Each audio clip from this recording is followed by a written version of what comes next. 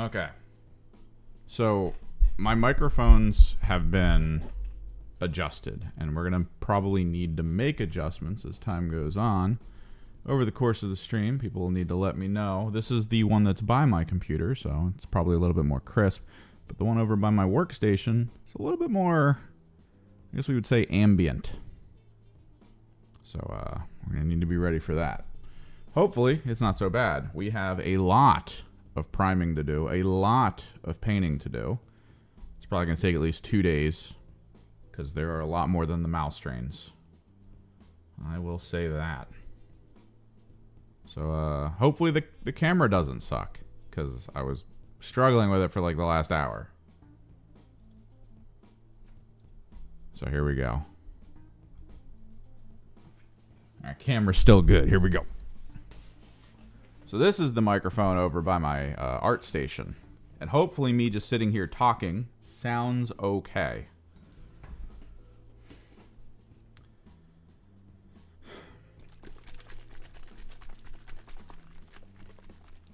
We got the Steinel res in, because I was out of the black primer.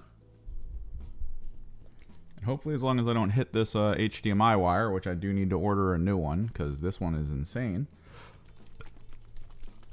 it should stay active. But man, this has been quite the week. I put like a day, 2 days, I think, maybe. Actually, no, it was almost a week of effort into getting that video out that was just like, hey, let's gather up all the info for the new rules coming up. And when they started to release the teams, I was like, all right, that's fine. We'll do the team video separately. We'll just do the general rules right now from what's been revealed prior to the team rules. Yeah, and then someone on Reddit was like, you know what? Yeah, let's peel this Band-Aid off. Let's do that. So that's been wild.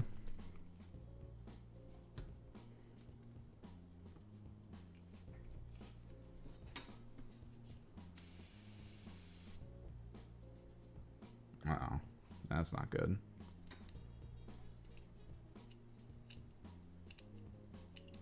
Yep. I am... Oh, okay. Maybe. I am almost done scripting what feels like the entirety of a How to Kill Team video, which is going to be fully collected. Unlike my current How to Kill Team videos, which are separated in segments, we will be doing all of it, all at once. I'm going to try to get most of it prepared before the actual physical rules drop, or rather, I guess, digital rules.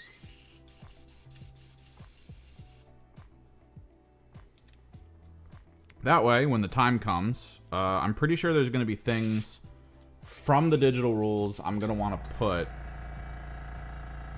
into the video. So, like, I'm going to have it already preset and pre-positioned so I can go from spot to spot, cut the pictures out, and then move them to where they need to be. Which is going to be important. Dude, there's so many changes. There's, like, what's the biggest change?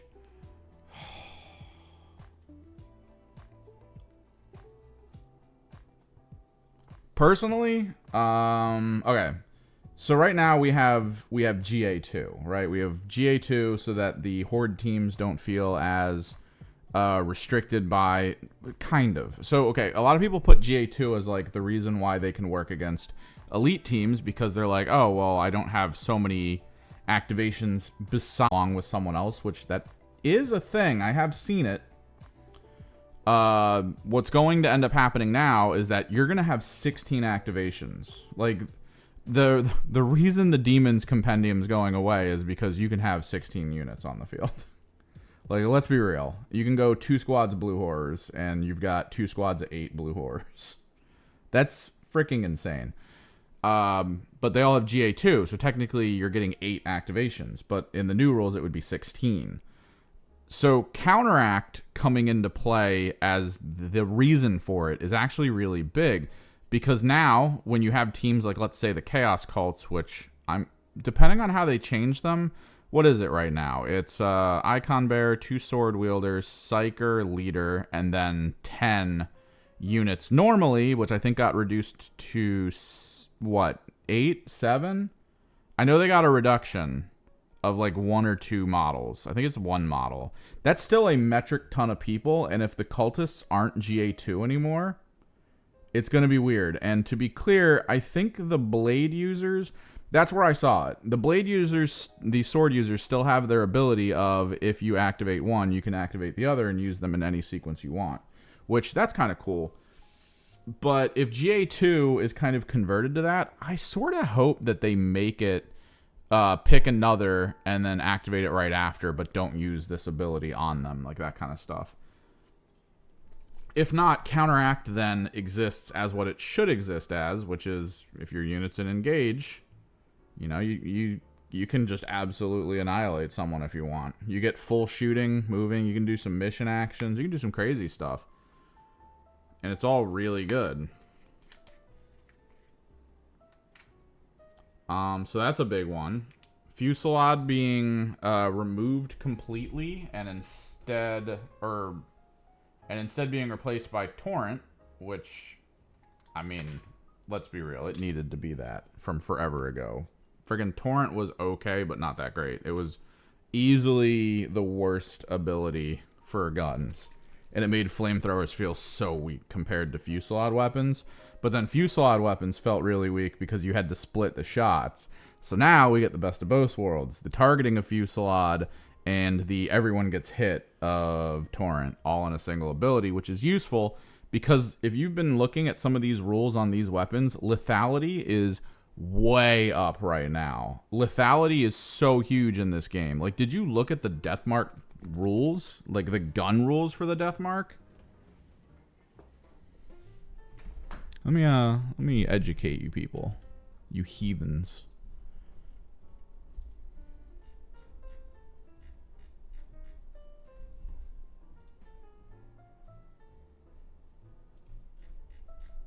Let me scroll to it.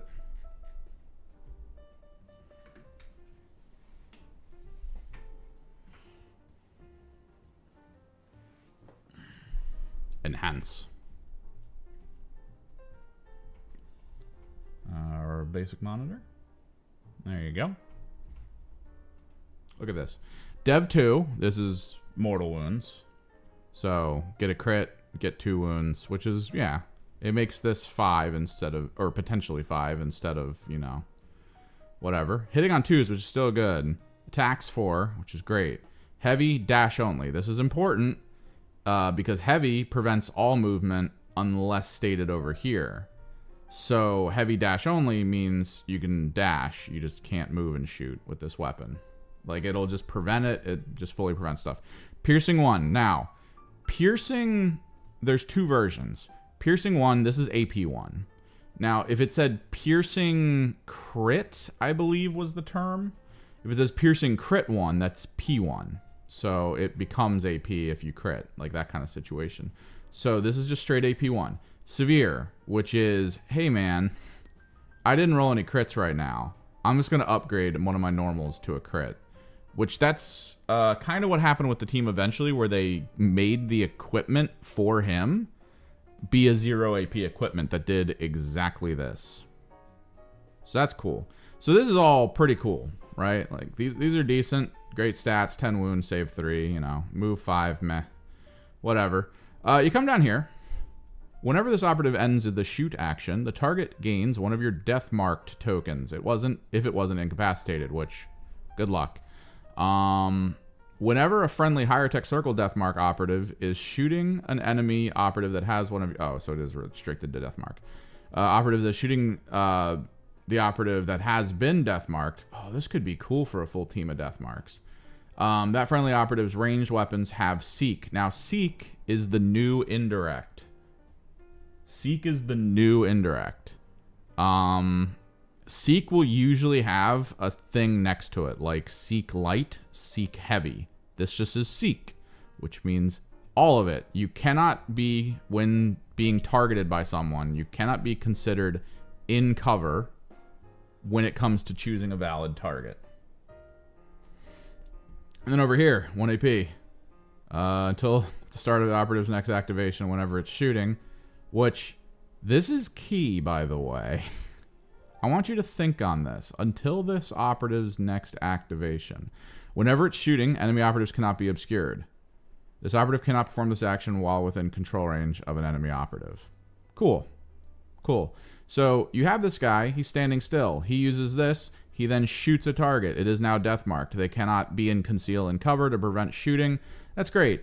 Now, this is an elite team, and the larger scale teams right now are not, as far as we can tell, GA. Like, let's go down here real quick. Icon Ward. I mean, this wouldn't say it. We would need a standard trooper, which we're not going to get. The only standard trooper from a Horde team we know of is the Aquilans. And the Aquilans aren't like super Horde. They're pretty Horde. They're not super Horde.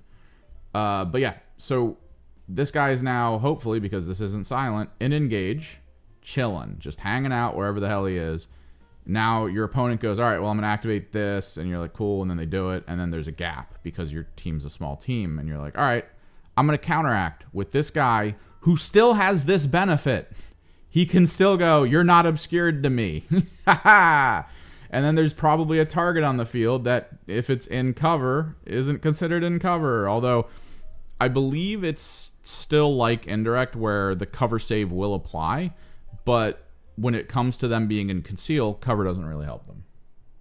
So you can still shoot while being like, you can't be obscured. With a counteract with this unit without much effort. This is just this one guy, and it's designed to make a full squad of death marks potentially a good thing. Still not sure, though. Also, Hearthkin are awesome. I love them. This looks like a piece of equipment, which, if you're familiar with how equipment's changing, that means if you take excavation tools in a mission where pickup marker is important, all of your units are now ostensibly 3 APL if you're looking to do mission actions with them, because it's free now. Action for 1 less, and don't have to control the marker to do so. This is psychotic. This is literally, you can send 1 Hearthkin into an objective where pickup marker is needed that has like 6 people on it, and just be like, no. And they can. This goes to all of them. Every single one of them gets this benefit. Toil earned, select 1 objective marker. Yeah, this is just the extra grudge. These are really great. So these are the standard guns, because the Cognitar gets the standard warrior weapons. It depends on what they change for the ploys, because ploys have been massively changed. There's a chance death marks can vanish and reappear places, which that would be crazy. Strategic gambit. Place either your attack. So this is the basic where you place. They still have this, which is, yeah, just put a marker down at the top of the turn. Let me turn down the headphones a little bit. And it's either defensive or offensive, and you'll get benefits of rerolls either way. But like this, they still have the 4+, which sucks. They might still have the ploy that makes it a 3+ from 6 inches. But accurate 1, this guarantees, to my understanding, a hit, I think. Trying to remember. Accurate, you can retain up to X attacks. Yeah, as normal successes without rolling them. So these guys now get grudge tokens and the ability to go, all right, I get 1 crit against your target, because I'm going to retain it as normal. I'm going to upgrade it to a critical from the grudge, guaranteeing that the Autarch pattern bolter is, at the very least, has 1 crit out of the 4 attacks. Piercing crits. You don't get the auto save, but this is that piercing crits function. And with grudge tokens, you're guaranteed crits against grudge targets, which means with the Ion Blasters, as long as you roll 1 hit, you get AP1, and it's a crit. Hooray! These guys are awesome. These guys are hilarious. So they changed this, because I feel like it, from what I remember, the points you got here allowed you to do stuff at the beginning of the game, kind of like how scouts worked. They changed it so it's like every phase now, and you can either basically turn your entire squad into APL 3, or at least a chunk, right? So if you have 6 operatives up and they're not really doing much, you get 2 points, which means at the top of the round you can look at 2 guys and go, you're both APL 3 now. Or you can just heal, which is really good. And then these things, strategic gambit. When you see this, this just means in the strategy phase you can use it, and then this says you have to do it in the first turning point. This doesn't cost anything, you just do it. And I'm guessing this is part of the racial of the Hearth, or rather the squatty ability, the Jaeger. So this, if ever you fight Jaegers, every single one of the Jaegers is going to get a full 5-inch move that they can end 4 inches away from their drop zone with. All of them. Each operative. Like, they can just do it. These guys don't need to scout. You can probably always assume that the reposition card isn't going to be used with this team. It's going to be one of the others. But, like, look at this. Brazen Killer. Whenever this operative incapacitates an enemy, which range 9, it's a slightly longer pistol range than usual. So what this means is that pistols don't have set ranges. It's going to be per unit. 3/5 ceaseless, so that's rerolls. I think that's like not like the classic reroll, but this existed before. Ceaseless, you can reroll any of your attack dice results of any result. So what's going to end up happening is if you roll a bunch of like 2s with this, you can select 2s and then reroll them all for the 3+ to hit. Lethal 5, which that's always great for 5 damage. When you're fighting light squads, like horde squads, whenever this operative incapacitates an enemy operative with a Rot Lock revolver, roll 1d6 separately for each other enemy operative visible to and within 2 inches of that enemy operative. If the result is higher than the enemy operative's APL, subtract 1 from its APL. It's an AoE stun from killing a dude. I love it. And then he can perform a free shoot action in your strategic. Like, look at this. Strategic Gambit. This is in the strategy phase. This operative can immediately perform a free shoot. You can change its order to engage to do so. Oh my god, they're fun. They're so fun. But yeah, so I consider how Counteract and the lack of GA existing is going to work is probably going to be one of the biggest changes to the game. But there's tons of huge sweeping changes. The equipment shift is going to be pretty massive, especially for early game. What was another good one? I'm trying to remember. Oh, movement. Movement being hyper simplified is fantastic. So you get your move stat. You basically have to measure climbing, and barricades are about 1 inch tall, like a little less than 1 inch, I think. So going over a barricade now isn't 2 from traverse, because technically you negate the first 2 inches of a drop, right? So the first 2 inches of a drop maneuver is just gone. So going over a barricade now is 1 inch instead of 2. So that's kind of useful. They made it so that dash isn't... They kind of like... I got to double check it. As far as I can tell, dash can no longer be added to a move in order to allow a unit to go over things. So what that ends up meaning is like certain high walls, people can't just be like, all right, I move and dash up it, especially for like slower moving units. But I mean, that's what makes the ladder useful, because I think the ladder, I gotta double check it again because I haven't gotten to that part of the script yet. I'm pretty sure if you go up a wall with a ladder, it lets you go up, I think 4 inches or 5 inches with the cost of like 1 inch. So like it's good for that type of situation. And it's climbing gear, so we probably won't see climbing gear for any like standard equipment anymore. Let me go back to full screen and come back over here. What was another good one? Oh, the way turn 1 works now is massively different. Which is really good, actually. I might need to get a new airbrush soon. Either that or I gotta get like a sonic cleaner and full clean this bad boy. I could probably, after these guys are done, fully disassemble this and put it in a vat with cleaning solution. Because like there's a little bit of a grind with it. So the way first turn works now, all operatives are immediately set up with engage or with conceal, which I mean that's pretty good. There might be some units that can get around that for whatever reason, but what's now going to happen is in turn 1, you can change from conceal to engage without issue. Everyone can do it now. It's not just restricted to certain teams that have like ambush abilities and stuff. You can now switch in turn 1 from conceal to engage. No problems. It hopefully will make turn 1 less full cagey.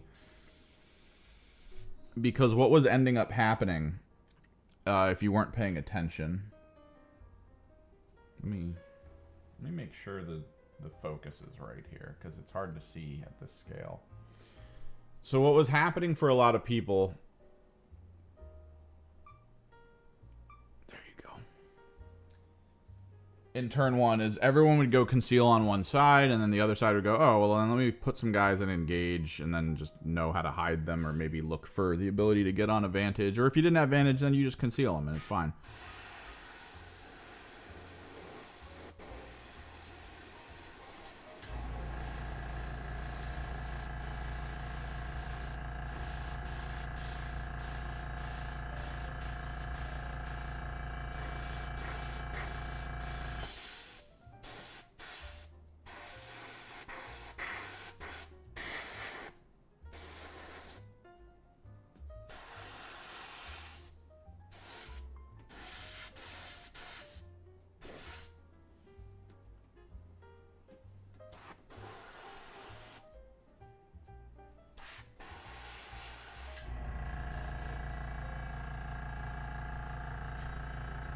But now with everyone being able to swap to engage turn 1, we might actually see some more action in a lot of turn 1s, especially against faster teams, like how the Jaeger can get a full reposition at the top of the game before anything happens. It might put them in a good enough position to attack or potentially have someone be like, you activated my trap card, as they maneuver in a way where they can attack them first turn.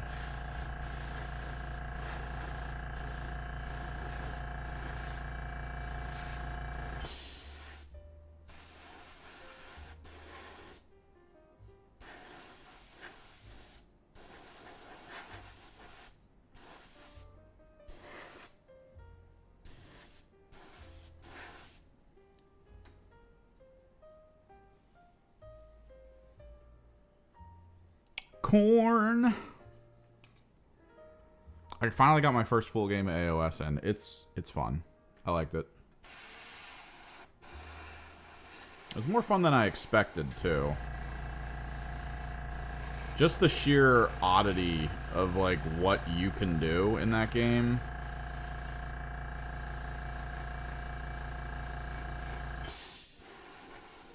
It was way too fun. For its own good.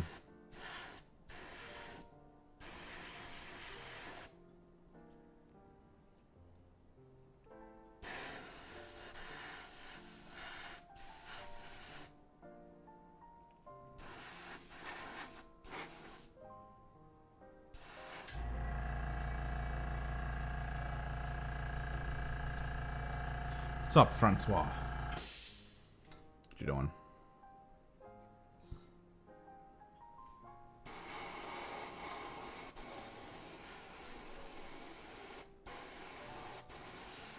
But yeah, for the rules, at least, for the upcoming kill team changes and stuff, they're good.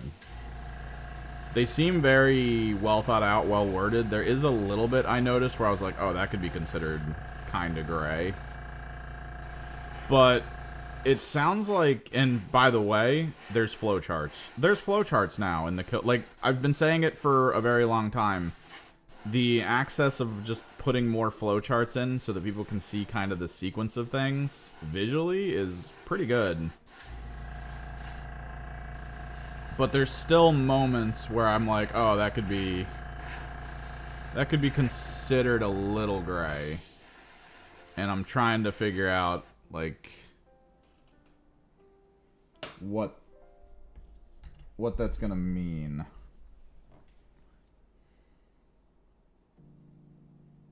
Oh, nice.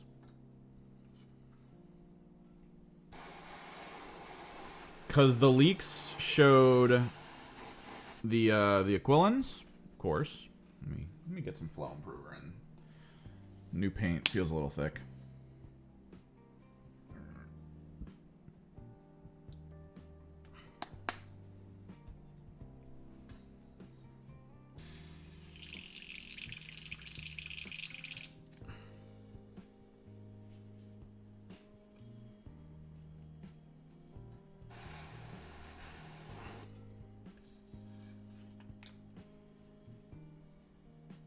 Dude, that Castigator. Doing my Castigator conversion. Oh my god, I hated it. But I loved it at the same time. Like, I still want to use it in big games, but like... It's so hard to be like, alright, let's play Knights, when Knights don't feel that great to play. They feel very two-dimensional, and it makes your opponents kind of like, they kind of get it, right? Like, they see what you are, and they're like, alright, I know what you're going to do. Before anything even happens. And then you see them, and you're like, wow, you have a lot of options. And they're like, yep.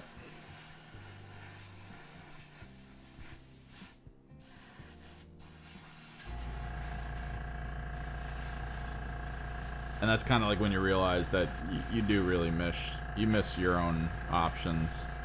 Which is why, like, right now, for me, the Gene Stealer cults are so appealing. It's because I have their codex. It happened.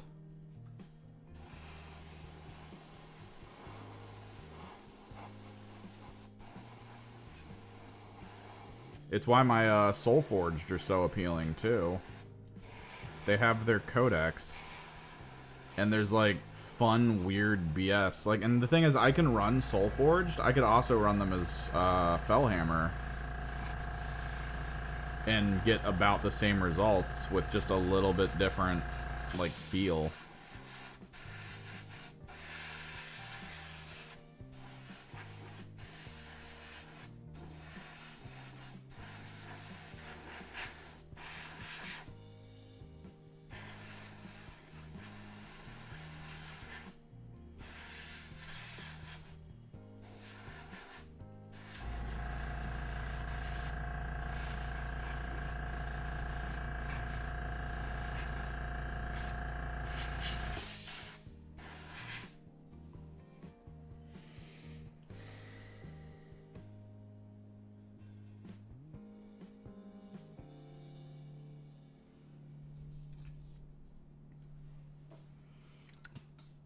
But yeah, AOS is way more fun than I expected, honestly.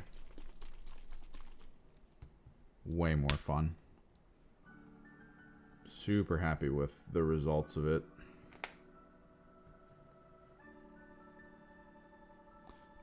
There's enough help for both, I will say. It helps elite teams because there are going to be elite teams going forward, so they need to make sure... Oh, God. That elite teams don't feel completely, like, left out of the loop. Because, like, right now, if everyone always talks about how, like, elite teams are this big, you know, the big bad wolf of the game. It's difficult to get around and stuff. But then every tournament is, you know, freaking Commandos or Vet Guard at the top. And it's like, are you sure? The issue here is elites.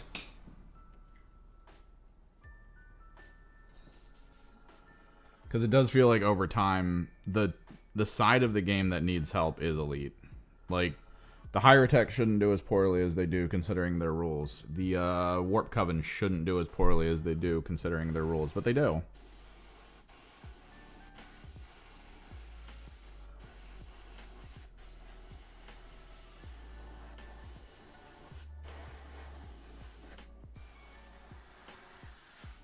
And it's just because they get out APL'd by enemies.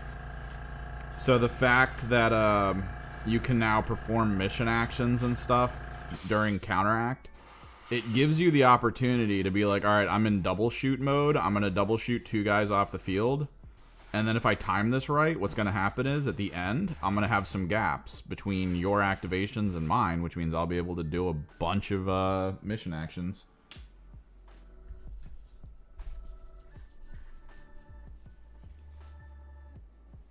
It'll probably be Grey Knights. If I'm like, I think it'll be Grey Knights because the Custodes Codex is already out and a lot of their units are already out. I feel like when the Grey Knights Codex gets closer to dropping, we might see a Grey Knights kill team. It'd be cool if it was Nids. Like, I know a lot of people are like, wait a second, Nids are Horde. It's like, yeah, but like, could you imagine just like 5 warriors that are like well statted?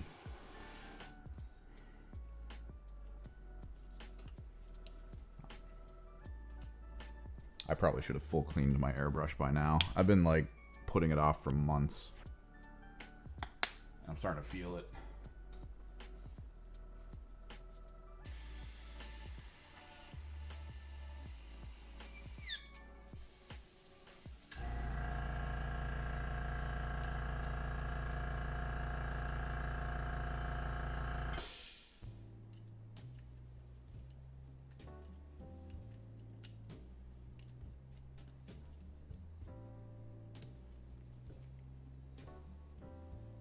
I feel like once we get past the priming part, we'll be fine, though.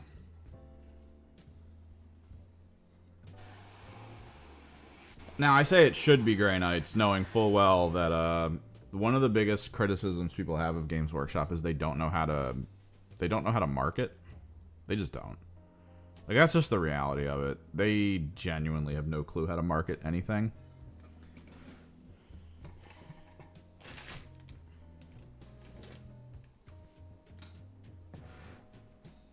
Because, like, if I were them, knowing what's coming for the 40K side of things, you know Grey Knights are coming. So, have a book ready. Have a kill team ready. Have all this stuff in the pipe to just launch all at once. To be like, boom. Get with your Grey Knights.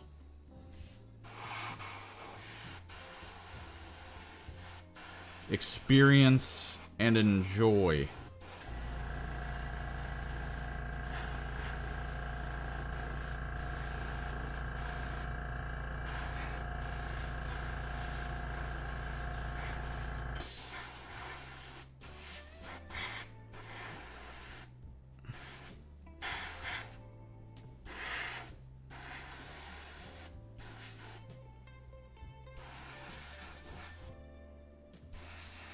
Catechins and friggin' Gene Stealers.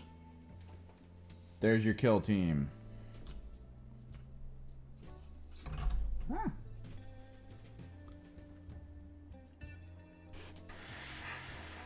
You're talking about the gargoyles now?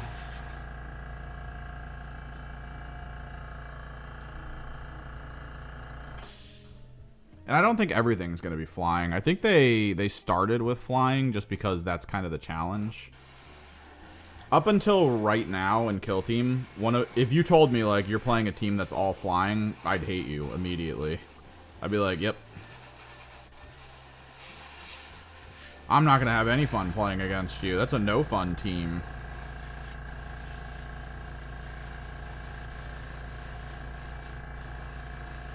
And the trick is with the leak, because I know a lot of people are like, oh, flying is going to be the huge thing. Here's the problem. Flying isn't a universal rule. There's no universal nature to flying, so it might end up being a bit more like what's happening now with the Harlequins.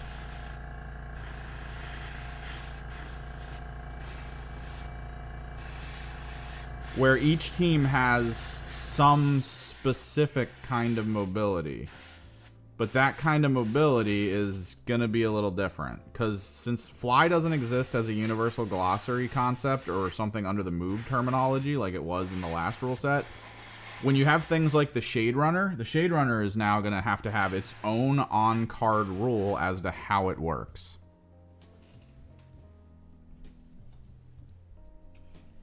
So the Shade Runner might actually end up being, hey, pick this unit up and place it somewhere that is measured at X amount of distance from where it started and just put it back down. Because fly is what fly is. Fly prevents Fly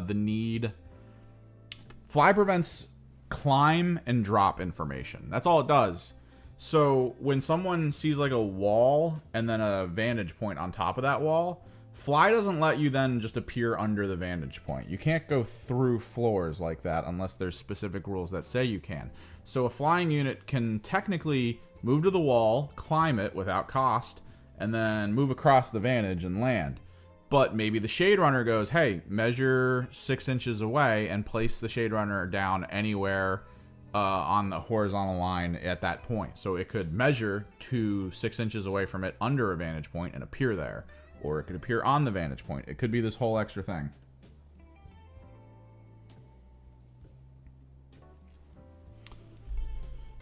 like the absolute feels bad to play against team was always Harlequins. Because every time you play against Harlequins, it feels like you're playing against a team that's like, what are the rules? We don't care. Like, they have their own game, their own pacing. They were given team tac ops that were basically, hey, take this card. Honestly, the reason why tac ops were changed in critical ops to only one per team at a time that's active, in my opinion, was because of Harlequins. Because all the Harlequin tac ops were able to be done, like, in 2 turns to 2 points. There was almost no way an opponent could prevent them without putting himself or putting themselves into a state of danger, because the whole point of those cards was, hey, are you getting damaged? Hey, are you achieving your endgame goals with the whatever the points are called, the points you build up from doing certain things?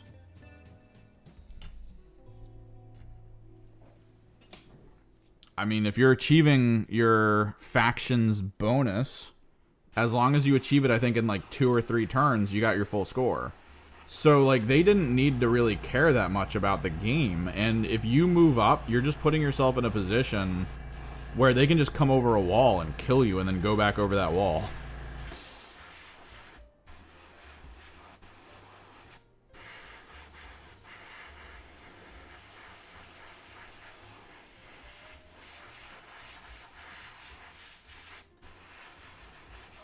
And, like, I fought my friend who he watched every video ever put out by, like, Can You Roll a Crit and stuff about how to play the Harlequins, since he was, like, really huge into Harlequins when they first dropped. I was actually building my Harlequins kill team when they were still just Compendium, because I actually kind of liked their rules. They were a bit basic, but they also had, like, a lot of fun mobility side, and I was like, oh my god, this mobility is going to be really strong. And then they came out with their own team, and yeah, it was really strong. And they gave them 2 champion units to play with on top of the regular team. It's like, oh, that's really powerful. That's crazy strong. So, like, you could go a whole game as a melee-heavy team or a ranged-heavy team and not be able to attack when you want. Like, that's the problem. You looking at the field and being like, I really need to kill that guy, but I can't. It's going to be impossible the whole game. So you have to... The whole game, you're just basically going, all right, I need to sacrifice units. I just have to sacrifice units. There's nothing I can do about it. Units need to be sacrificed to try to pull at least some of your stuff into a position that I can kill it in areas where I can hopefully take control after killing it. And in a situation in a time where when I reveal my tac op, I at least get 1 point for it. Because that's the thing. Once the Harlequin player knows, like, what your plan is, they can kind of choose whether or not you actually get the rest of your points by just positioning. And being like, oh, you're looking to kill my leader. Good thing he has fly and can just never be in front of you until I can kill you and then get the hell out.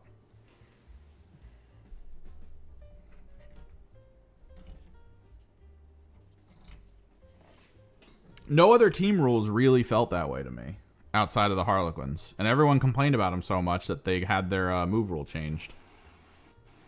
No longer getting fly, they get flip belts, which is like a gimped fly. And I think they're going to have the same thing going forward. I think they're going to get the same gimped fly minimum thing when they come out for the next rule set. But I also think other people with fly are going to get something different as well. Like, they showed off the Hearthkin Salvagers. I'm really hoping... Well, I was really hoping we would see the Jetpack Hearthkin. I kind of wanted to see, to compare to the Vespids. Because the Aquilons, they get... Or the Quillons... I keep wanting to call them Aqualungs. The Aquilons get the benefit of grab shoots. And if you're unfamiliar, grab shoots were on Phobos. Phobos Phobos grav chutes allowed them some mobility, but the big thing was if they started on Vantage, they gained fly as they left Vantage, as long as they landed below.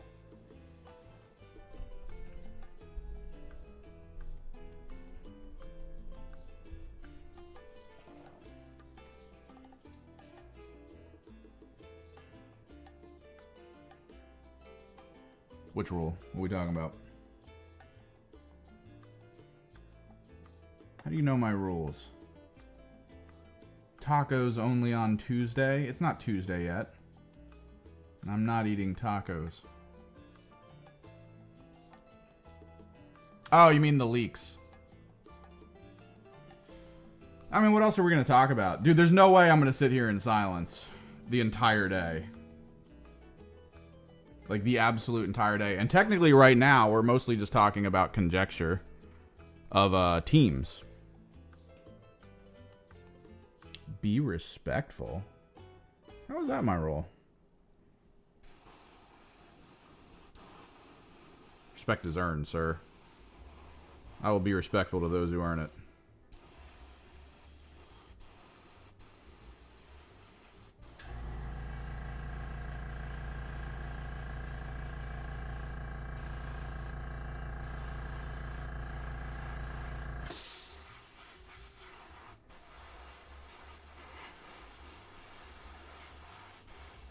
But yeah, I was really hoping where Fly would end up. And we don't know. We'll have to wait. We'll have to wait and see. Because I kind of want to use Hearthkin.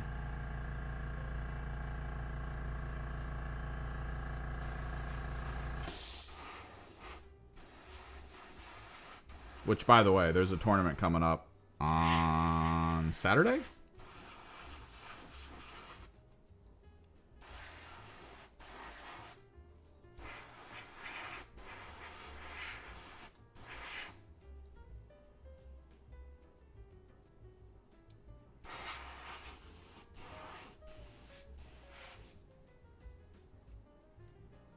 It might be YouTube's rules. I don't know.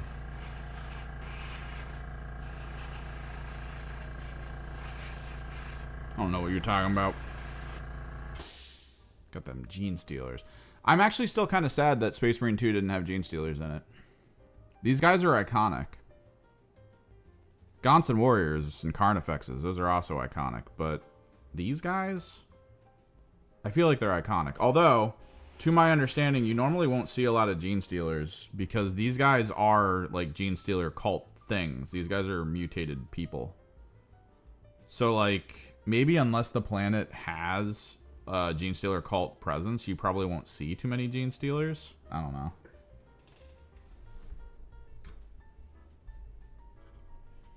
Don't know the lore.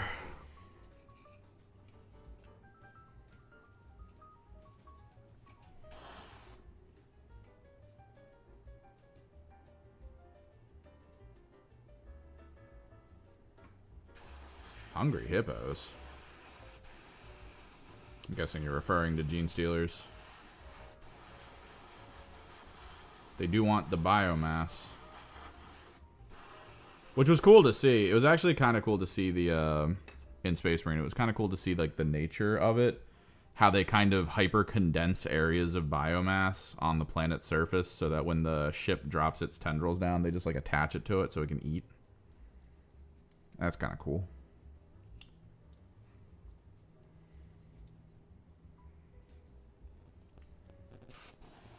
The game was alright. I miss Dreadnought mode, though. Dreadnought mode was sick. I love Dreadnought mode. It was one of my favorite parts of Space Marine 1.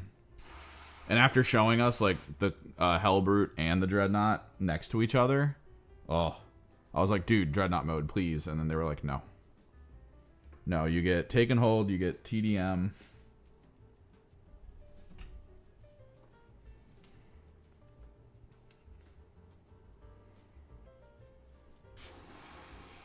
And you get it in a system that, honestly, wasn't that great.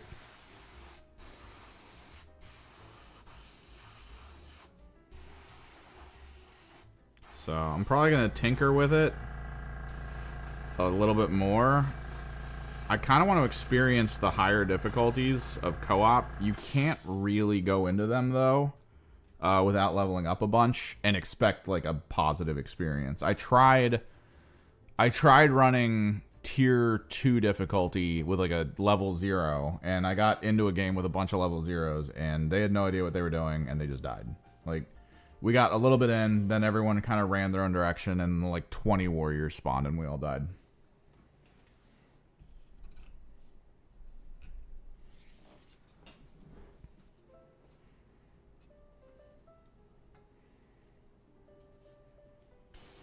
I wasn't able to provide cover fire to anyone on my team because they were all like off on their own, and then I got overwhelmed trying to get to them, and it was just like, all right. And it wasn't even like I was off on my own and then there were 2 people next to each other somewhere else. There was like a guy way one direction and then a guy like way off another.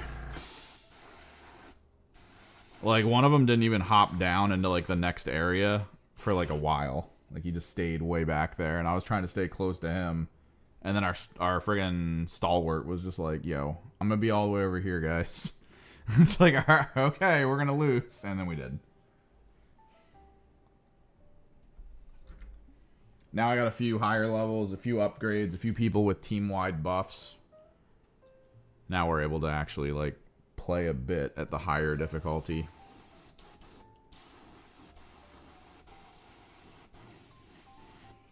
I am surprised by how many straight up rednecks there are playing that game.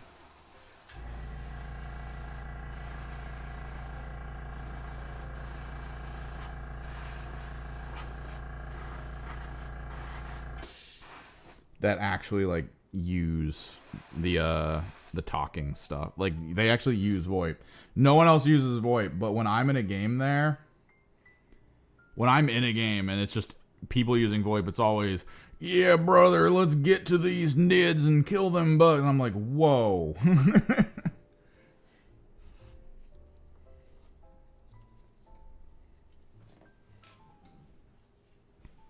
No, yeah, pretty much. Dude, there's so much pulled from Darktide in this game. When you're doing a mission and you're actually like getting like loading in, you're sitting on a dropship that's kind of shaking. Your characters are just sitting there, and there's a projected screen of what you're about to do behind them. Dude, it's just Darktide.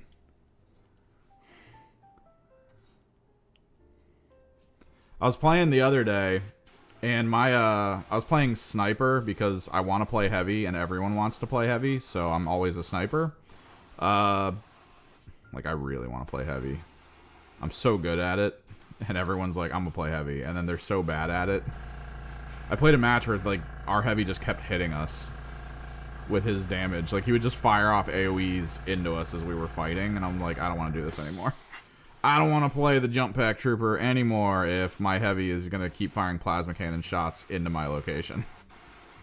I don't want to do that.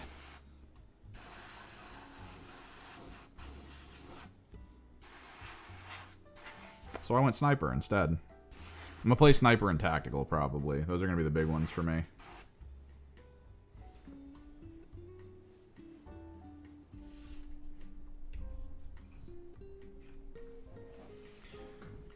But I was playing a game, and I was playing as my sniper, and they're painted as Alpha Legion. And I just remember we were getting ready to go, and he was like, you guys all got your loadouts ready? We got to get some bugs. We're going to kill them. And he had the gold mode. Like, he had the gold version of the game, full tier armor, friggin' red and white mohawk on the helmet as, like, a battle honor and stuff. It was great.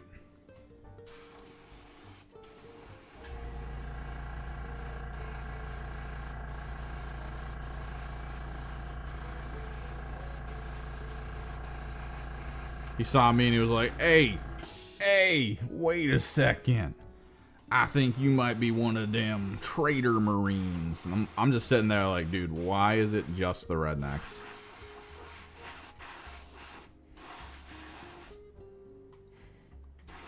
Why are they the only ones that talk? And the thing was, it sounded like he had a good microphone.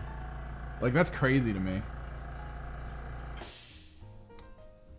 Like, I've seen like actual like gamer people, like constant gamer people have like the McDonald's drive-through microphone where you have no idea what they're saying and it's all like electronic and weird and you're just trying to figure it out as the game goes on. You're just like, what's he complaining about now? What's he talking about? What does he need me to do? I'll take a number 9 large. I don't... What are you...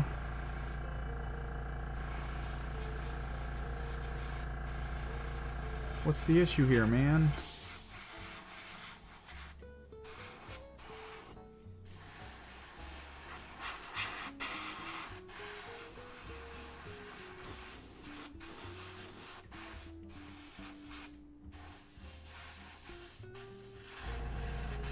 This guy sounded like he was in the same room as me. So crisp, so clean, so southern.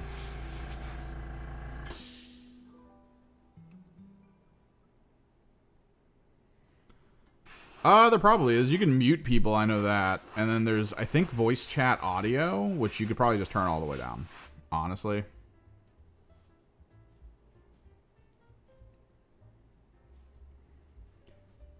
But, like, I haven't gotten... Oh. I think the needle's jammed up.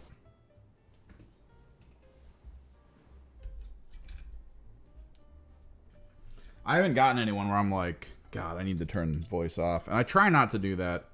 Because, like... So, outside of this, I work with, like, a gaming YouTube. And I met, like, a ton of people through that who only really do gaming YouTube stuff. And they've talked about how they turn all their voice chats off. Which, I'm like, that's weird. But then they'll also, like, complain about certain experiences in multiplayer games. Where they're just like, it looks like no one knows what they're doing. And I'm like, oh, in the game where you turned the voice chat off? I wonder why no one knows what they're doing. Does everyone turn their voice chat off? And that seems to be like the common theme whenever I talk to people about it. They're like, yeah, I always turn my voice chat off. And it's like, well, I feel like people who turn their voice chat off can't complain when their opponents or their teammates aren't like following through on stuff or being tactical. Like, you've basically just kicked that game into neutral.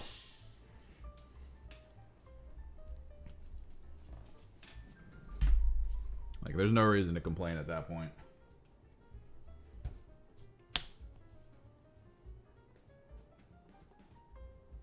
And mostly what we were talking about in the couple games I played with people is memes at that point. We're just talking random stuff about the IP, like it was almost role play in a way where the person was kind of like talking like he was like a Southern Ultramarine, which, you know, kind of funny.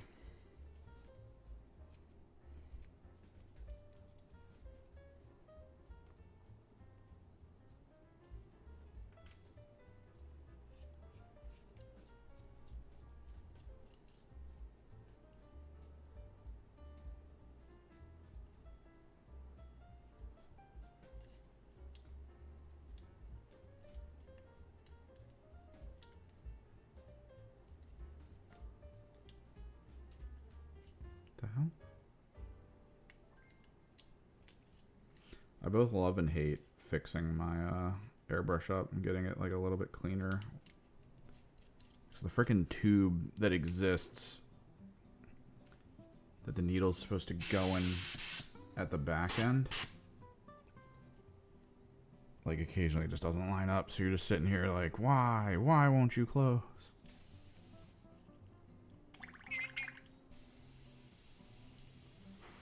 Crap. Gotta figure it. Okay. Pressures are wrong. Let me clear some stuff. Dude, we're so close to being done priming. We're so close.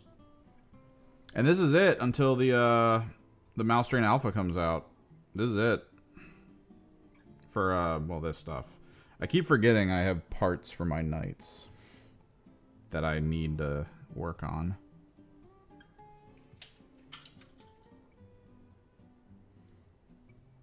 Because I do want to play knights, but that also means I need to have, like, good components ready. So that when I play my knights, they don't feel like crap.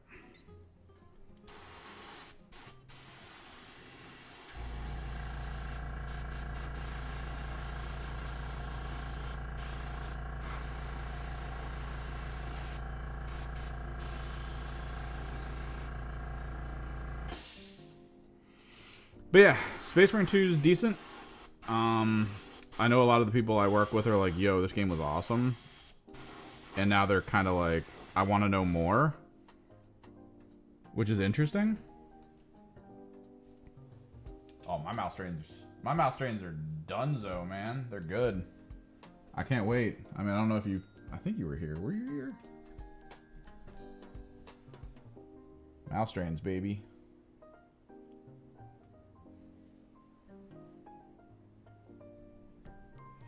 I built my knights from day one to be able to shift. All the stuff is magnetized. Except like one model. The Abominant, or two models I guess at this point. The Cascadator and the Abominant are not magnetized. I do have a standardized despoiler that I can change. So he can either be like a despoiler with a bunch of different gun options. Although of course they only give you one of each gun.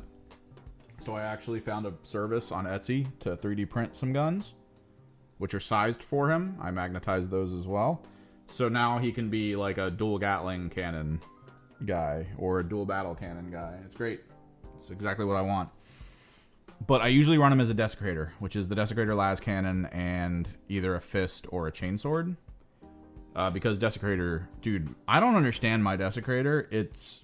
I don't think I've used my Desecrator and not have been like blown away by my rolls, because the Desecrator against monsters and vehicles gets devastating wounds, and when I look at the game like that, I don't think to myself, hey, this basically guarantees that I'm gonna dev wound you. Like, it's a 6. It's across I think like 4 shots of a las cannon. I'm not gonna assume dev wounds are happening. Especially after the filter of hit, although with the Desecrator, the filter of hit is a 2+. So it's not a bad filter for 4 shots. You can usually command reroll one of them at least, and it's perfectly fine. This is all the Gene Stealers, which is good. It's good to have them done. Get through the neophytes, which I actually do need. So there's that. And I think every time I've used it, it's done something mind-blowing. First time I used it, what did I do? I one-tapped something. I'm trying to remember who I did it to.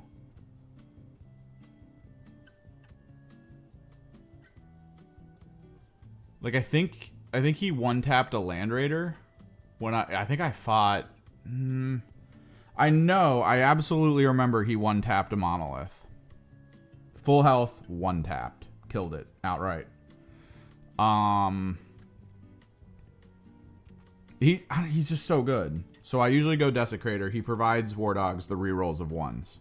I have a total of 6, 7, 8, I think, War Dog options. And most of them are magnetized. I have at least 2 Executioner possibilities, I want to say. And then I have a bunch of Brigand opportunities. Like, I think 6 Brigand potentials.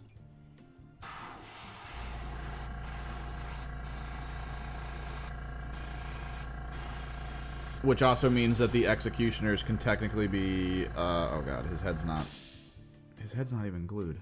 What the... Oh, this is the Tamiya issue. Because I Tamiya'd it. I'm just wait for it to dry and then probably fix it.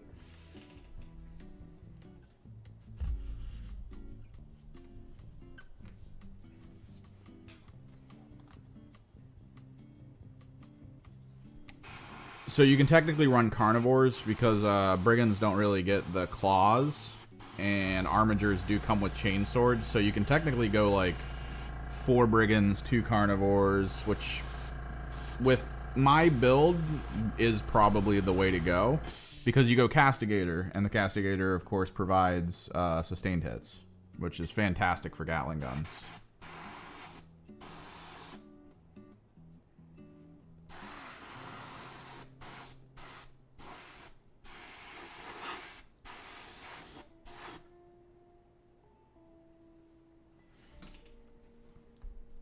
I have an Abominant, but he was one of the first ones I made because I've always wanted like a psychic giant tank, and that's an Abominant. An Abominant is a giant psychic tank. Was it a good idea? Not really. Is it a decent model? Hell no. I found some great ways to use him, specifically because technically Thousand Suns can apply AP2 to a target so that things shooting at it will get like an extra, I think an extra AP2. And originally it was armor removed, which that was fantastic, but now it's AP2, which is still pretty good because you technically get to AP3 pretty standard. But the Abominant doesn't have any AP, which means I could AP2 a decent target and then hit it with what is ostensibly one of the strongest guns that has no AP. It is such a strong 0 AP weapon. It's so many attacks. The hit rate is really good on it. The damage is fantastic. It's a dev wound weapon, but it has AP 0. It has a lot of strength, too. So if you can hit like a tank with AP 2 and then hit it with this gun, oh my god. It's just so good. The Volkite. And this is on a unit that's actually not bad at melee. He's not the worst. And he has a great aura. But my general list would usually be about 4 brigands, about 2 carnivores, a castigator, and a desecrator, at the very least. Depending on what the points values are based on balance, I try to adjust things. Like I'll get rid of like a brigand if I need to. I could get rid of the castigator, but then I feel like my front line is basically no one. Because if you'll notice, a lot of lists, they'll run the spear wielder because they need a big front line. They need that big beat stick that people are scared of. The castigator, not necessarily as good as the lance knight, but he is actually pretty good in stats. Like his statistical stats are really well rounded. He's much better anti-infantry, which you probably don't need as much of with as many brigands as you get. But like the Tempest sword that he uses, it's not as amazing as the spear. It's not as guaranteed to kill like most tanks as the spear, but it'll get him. Like I'd be scared with most of my heavy things in melee with the castigator because that thing will just end me.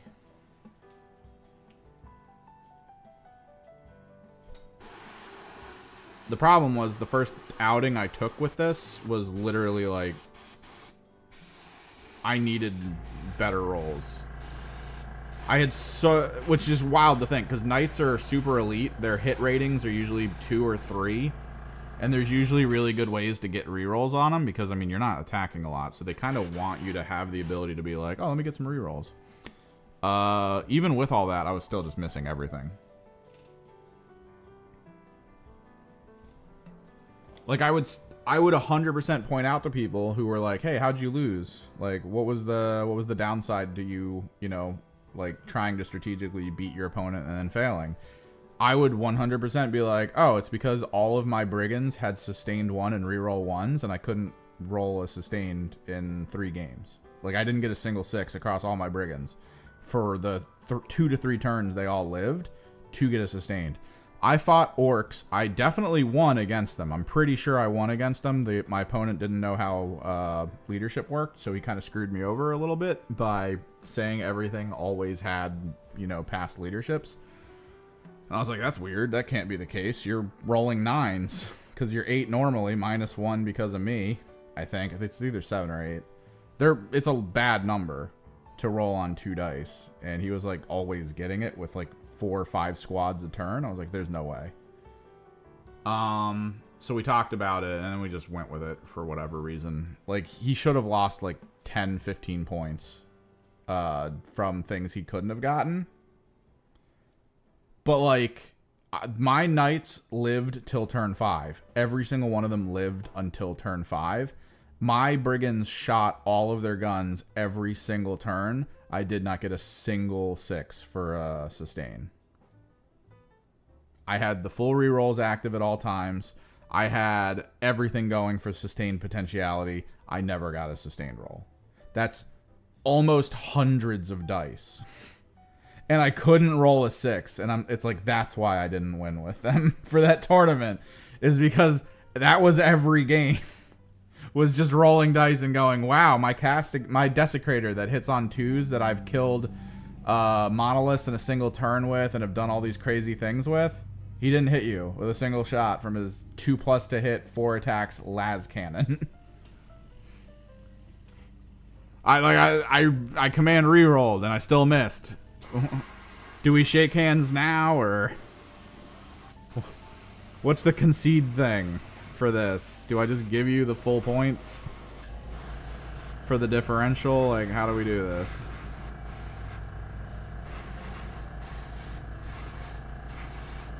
And everyone always tells me, like, yeah, I mean, you have to kind of strategize to, like, if you don't get the kill, what do you do? And it's like, if you don't get these are the people telling me this are like the ones who will walk out with a sister's squad with 2 melta-guns and wipe out a tank and a squad with just that squad and be like, you have to plan. It's like bullshit. You have to plan.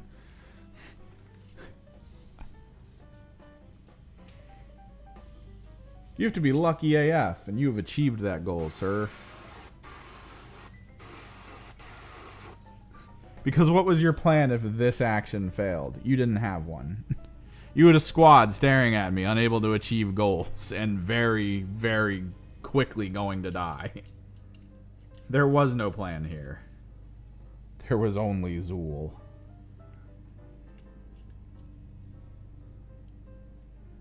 Oh, probably have to tighten this.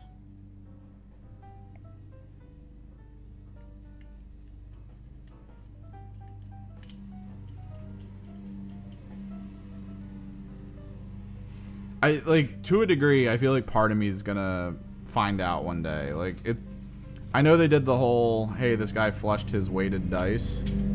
Who's mowing the yard? Oh, it's my neighbors. Sorry about that, but I do need to leave my window open for this. They'll be gone soon. It's just one strip of grass over there.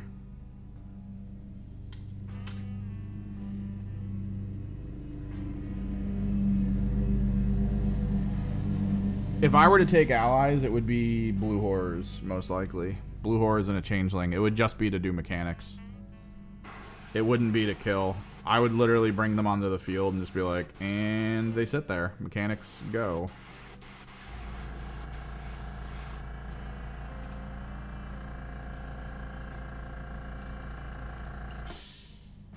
Oh my god, dude.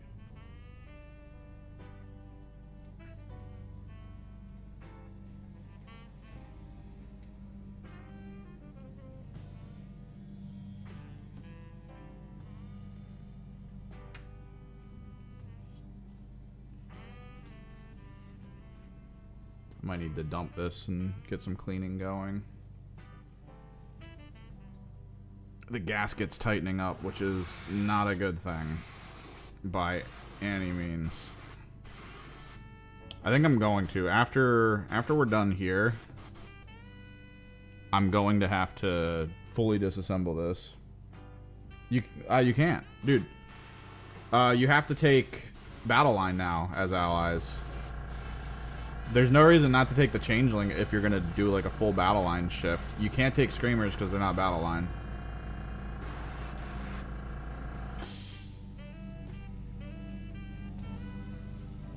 I would like to, because I mean that's just a rapid moving unit. And if you could easily get them a Fate Skimmer, that's a uppy downy fast moving unit. So good luck. But you can't.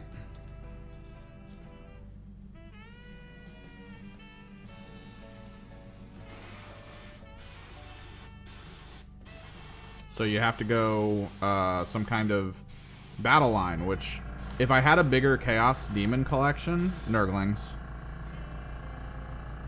I think... Oh, phone call.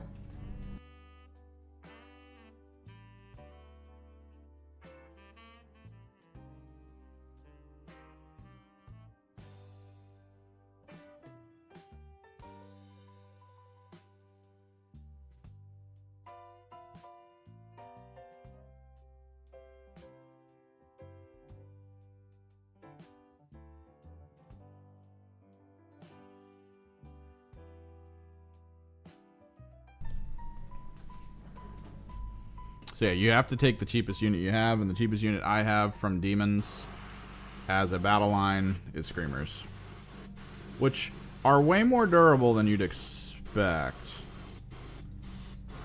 Like, everyone I've used them against have been like, that's obnoxious, because they usually survive like 2 turns.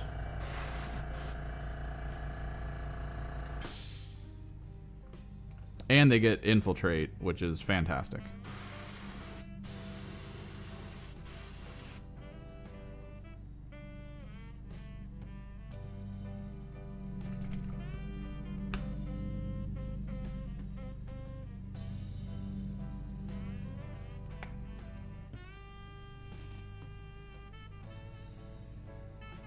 Especially when you have a heavy ranged Knights team, because then you can just infiltrate the squad of Screamer, or the squad of Blue Horrors to the middle of the field and body block, that's perfect. I mean, Nurglings do it better for points value, but again, I don't have Nurglings, so it is what it is.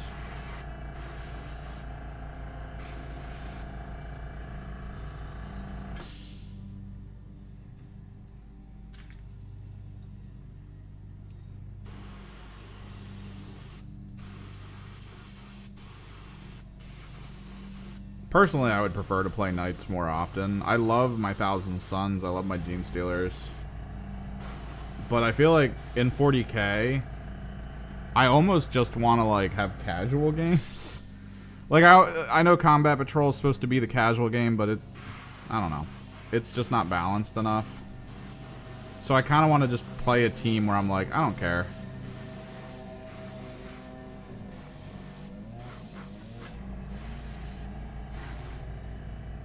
Right, like I can just do whatever, get it done.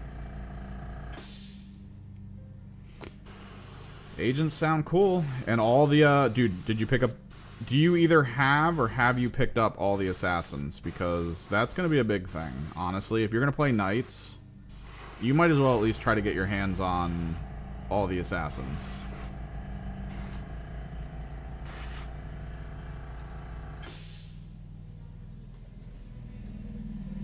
Because the assassins usually sell out. In particular, there was one that was basically gone forever. But that one isn't the only one that's ever been, like, gone. For a long time there, I think the sniper one was considered one of the best. So, like, you could never find him in a store. So if you haven't purchased every assassin, I highly suggest looking into it for now.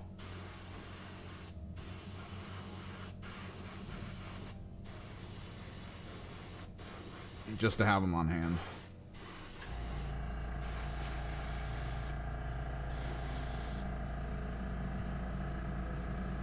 Okay, good. Because my buddy had to order an Etsy 3D print of one. Alright, let me deglove. Now that we've primed everything. Let's get this cleaning going. Because I kind of want to super clean this. This is getting obnoxious. This can go over here.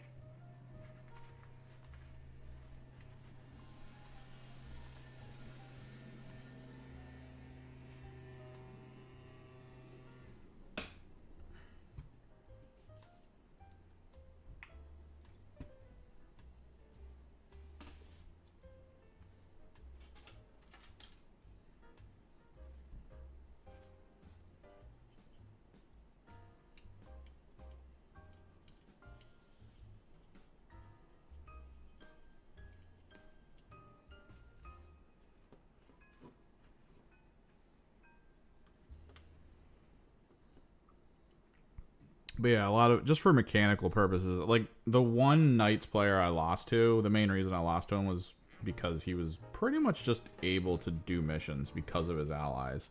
Like, I destroyed his Canis Rex in a turn. Most of his mini, like his armigers, I was able to take out fairly easily. I had problems with his Tyrant, who was causing a ton of issues with my army. But like, well, I call it a tyrant. It's whatever the harpoon launcher super one is. But the fact that he had an uppy downy, I think he had 2 assassins.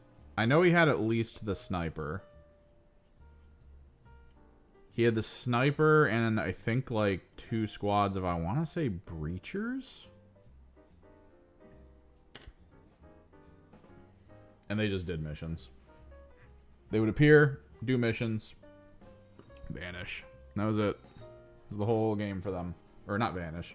Well, yeah, vanish. Because they would appear and then I'd kill them. Because if I didn't kill them, they would potentially do other missions in those areas. If he drew for them. So I was like, nope. Gotta kill it. Can't leave it. Gotta kill it.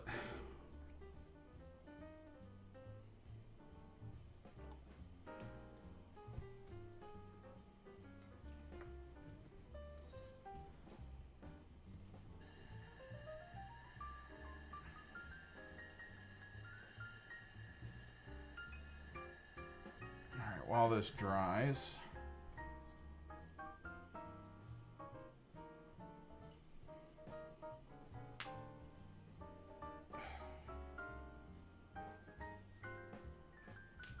I'm probably going to need to go get more Q-tips.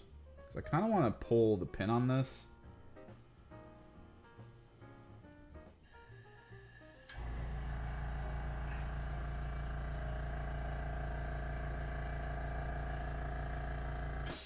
And then I'm going to need to Q-tip around the inner gasket with cleaning solution. So let me pull the pin.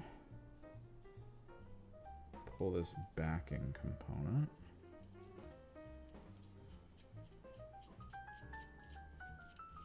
You guys will watch a semi-live pseudo deep cleaning to try to get this thing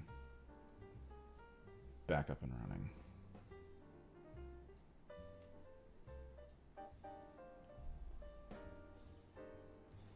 Go get a Q-tip. But with the kill team leak still. Let me go get the Q-tip and I'll think about it.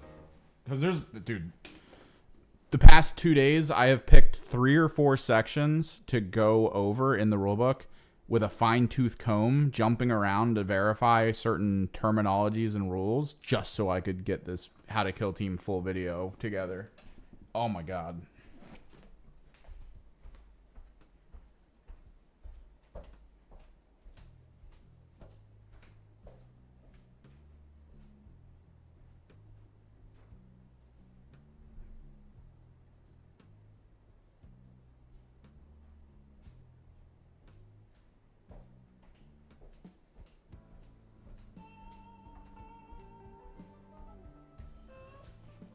So something they've talked about, they did a fun thing of clarification with when you pick up your models now, because I think this was kind of like what is it? It's not rules as written, it's rules as intended, which I always hated that term. Because so many people are just like, yo, don't pay attention to the rules as written. Always pay attention to rules as intended. And like, sure, okay. But the problem with rules as intended is the only way to know how they were intended is by being the person who wrote them. So the average person telling me rules as intended is the most important part is just fooling themselves. It's almost like a way to trick yourself into believing your own bullshit kind of deal. I'm gonna fully remove this stuff. Because the idea is like, oh, well, this is how the rule works. And you're like, well, how do you know that? And they're like, because it's rules as intended. And it's like, oh, is this how you wish it worked because it helps you? Like, that's kind of what it feels like.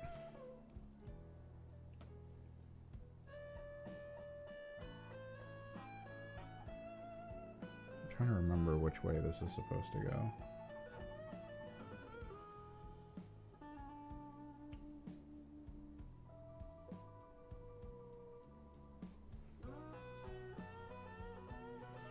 So what they've done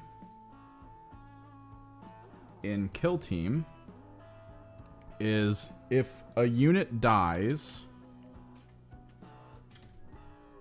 it doesn't actually get removed from the table until the end. Okay?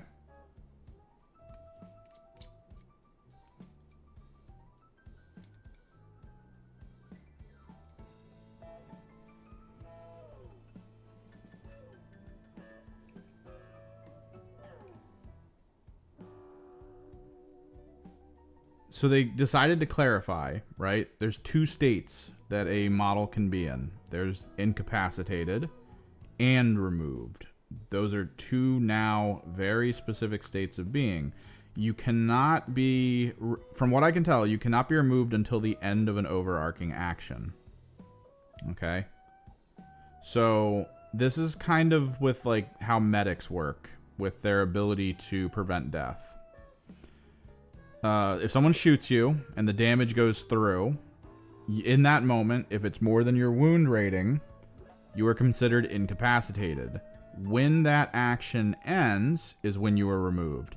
So when you trigger incapacitation, if the medic is nearby, the medic ability occurs when a unit is incapacitated. So the shoot action isn't done yet. It has instead triggered another action. Or another interactive ability. Not necessarily an action. It's just another stage or another phase. So the unit's not removed. So if you have a mission thing that's like, when a unit is removed, do this. It's not removed yet. Instead, it's incapacitated. Which, when the medic triggers to prevent removal, it does it. It triggers because of incapacitation to apply a heal. So that once the action is done, that heal is applied, there's no need to remove. Kind of situated. Like they became a little bit more clear on that. And there's certain interactions that I know of in the current game where I'm like, oh yeah, that could be good to clarify just due to weird like maneuverability in situations. So what this kind of equates to, which I do like, is let me just clear this inner part out. So, minefields are now a thing. Just anyone can get them. Minefields, you got to think about them, deal with them, blah, blah, blah. It is what it is.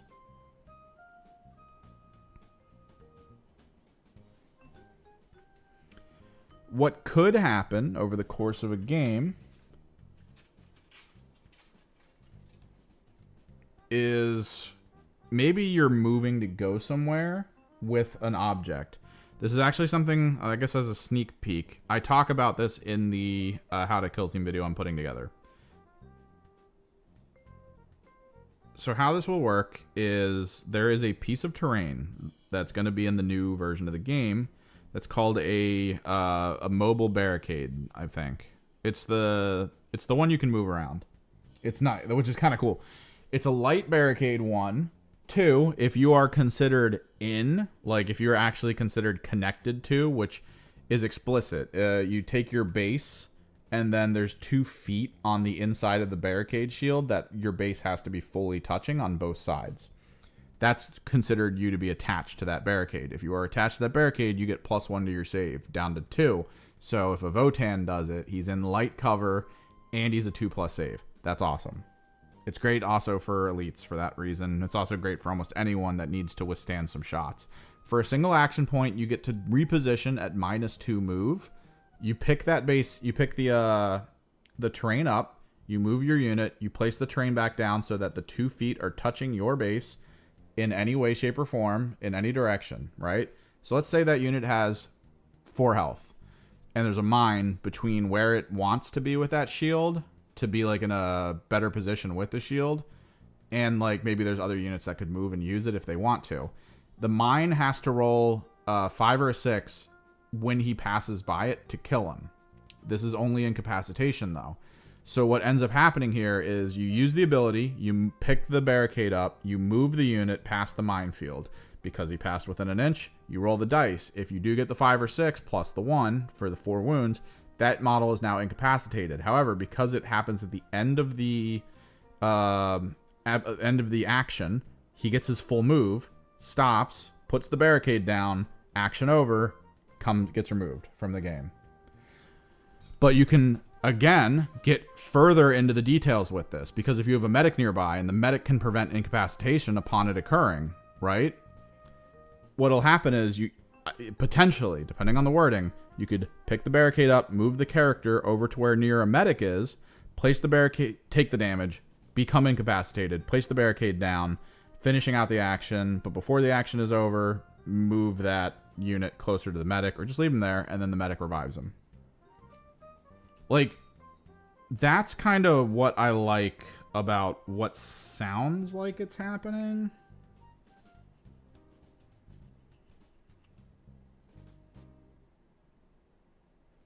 That's kind of like cool to me, and I enjoy it. From the potential of the new rules. I'm still cleaning my airbrush. To anyone wondering, I'm trying to get this gasket now. Trying to like get some lubricant and cleaner on it.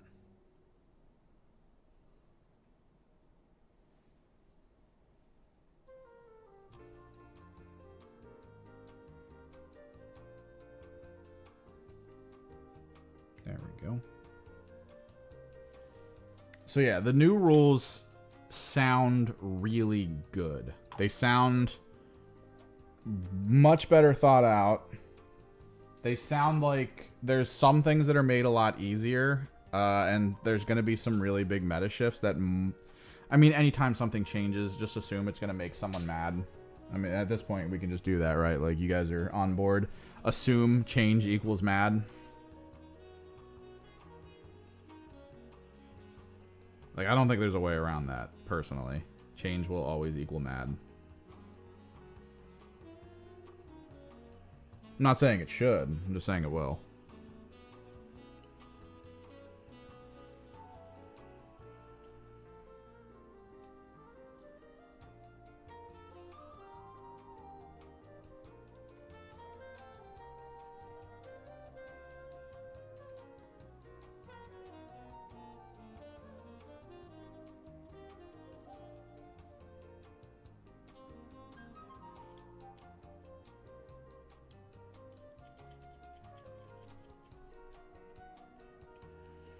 But genuinely speaking on this, from what I've been reading and just the core rules, and again, we need to see what the rest of the teams are going to be like, because core rules are one thing, how the teams are going to be interacting with those core rules is another. And we've seen some really cool stuff, but that doesn't mean it's going to be all rainbows, I guess, in that situation.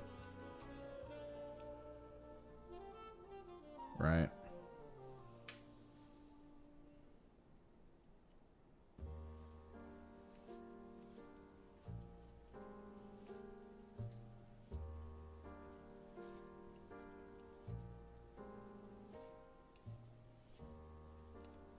I think I put this in backwards. Hang on.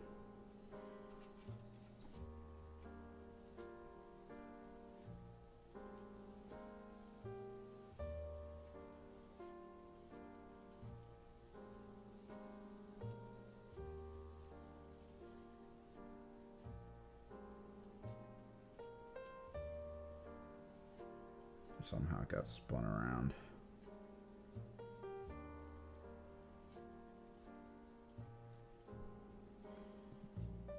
But yeah, I think the results are actually going to be like a net positive.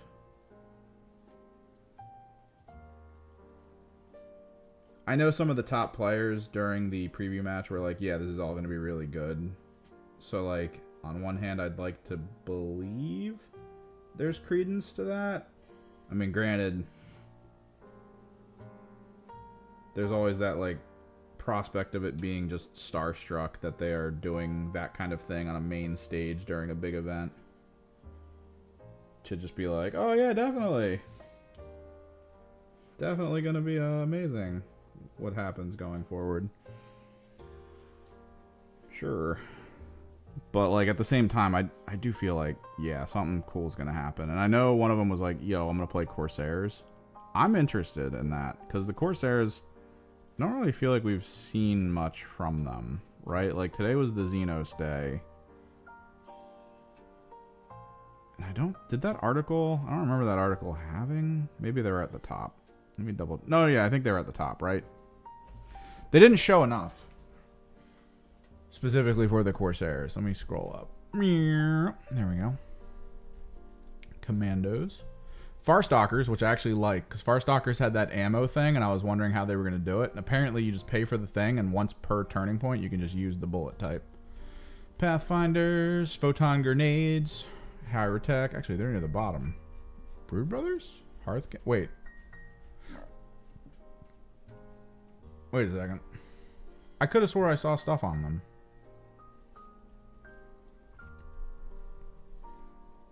Chaos... Xenos. Oh, the Aldari were earlier. Okay, that's right, because they had so many Aldari teams. Aldari still get the free dash. I like what they did with the rifles, even though not a lot of people use rifles. But the fact that you can get accurate one, which is a guaranteed hit, super nice. It's better than the reroll, in my opinion. Runes of Guidance, increasing ranges on everything except the teleport, which the teleport still persists. I'm pretty sure, because that's what Warp Fold is. That's nice.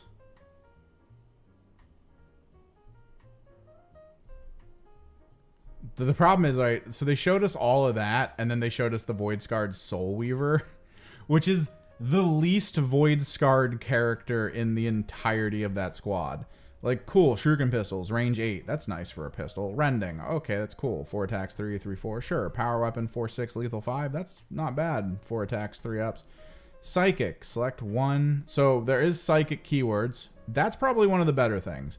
Since psychic keywords exist, that means there has to be stuff that exists that interacts explicitly with it, either in subsets of rules or even gear. So that's kind of nice. But then outside of that, it's like, I wish they showed us like the list of spells and the Warlock. I wish they showed us the Duelist. I wish they showed us, what would be a good one? The Kernite Hunter. Because the Kernite, oh no, is the Kernite the Duelist? Whichever one has the bird. Because I kind of want to know how burbs are going to work. Right? Because the burb wasn't that great in the original mode. And it felt like every time a new team came out that had a pet, they always tried to reassess how the pet would work. Like the Breachers had the skull and the little cad, and they were like, oh, they're actual models, and you need the guy on the field to use them, and blah, blah, blah. And then the Kroot got their own token for their bird user, so the token would like move about, and then based on where the token was, the person could trigger effects on it, and that was kind of cool. But like the original burb user, the Void Scarred Soulweaver burb user, was just like, whatever. You had to be X range from them. There were all these like little things that would add to the roll, but you couldn't get better than like a 3+, and it cost an action point.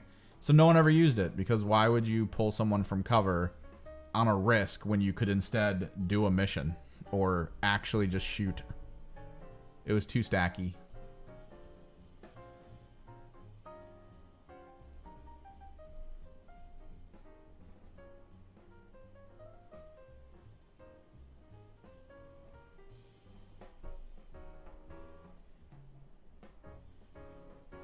Oh, if Rift is here in the Discord, we were talking about the changes to the Necron. I don't think the Necron are going to require that aura anymore for the revive, from the sound of it. I think it's just a faction passive now, that if they die, they get the resurrection token. So, like, you don't have to space anymore. You can do whatever the hell you want. Potentially. We still got to see the outcome. So that could be kind of cool. All right, hopefully all this cleaning we just did actually pans out, because that was a lot of cleaning. Most of my stuff looks dry, so we can get to the turquoise now.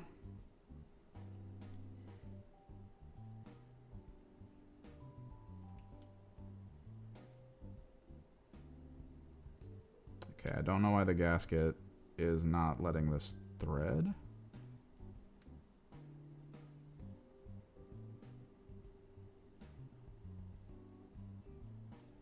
What is stopping this? I wonder if my gasket's just done. I mean, this is a really cheap airbrush, and the gasket just feels insanely tight.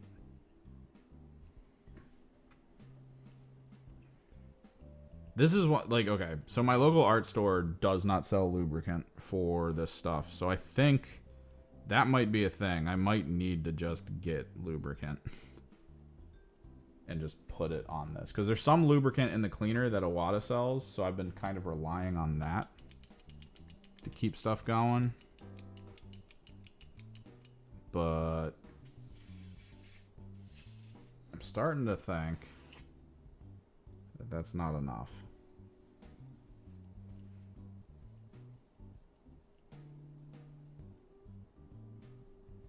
Let me clean out this nozzle because the paint came out at an angle and that's not good.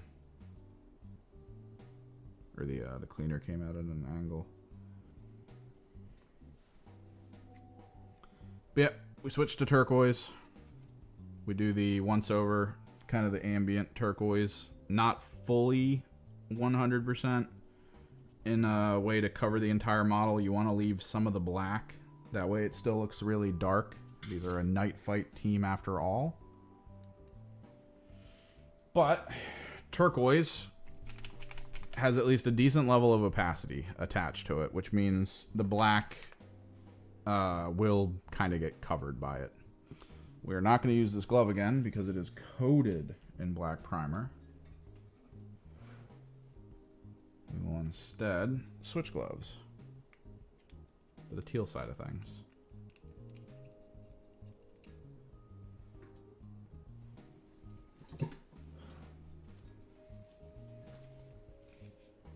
But yeah, I'm looking forward to it. New kill team sounds fun.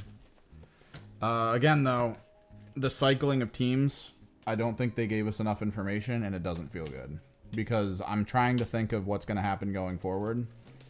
I don't know if they're going to be able to like keep up with interest if the teams are just going to cycle like they do. Because let's think about it. You get, in a single season, which takes about a year, you get about 6 teams. If it is a 4-year cycle, maybe that's not so bad. Again, people will lose teams. They're going to lose the casual market, which is not a market you want to lose. Although it could be said that the casual market will not go to tournaments. So from them going, hey, we'll still update the squads, maybe it's not the absolute worst. Maybe. Certainly not incredible, but at the very least, there's a little bit of leeway for casuals to still go to like events.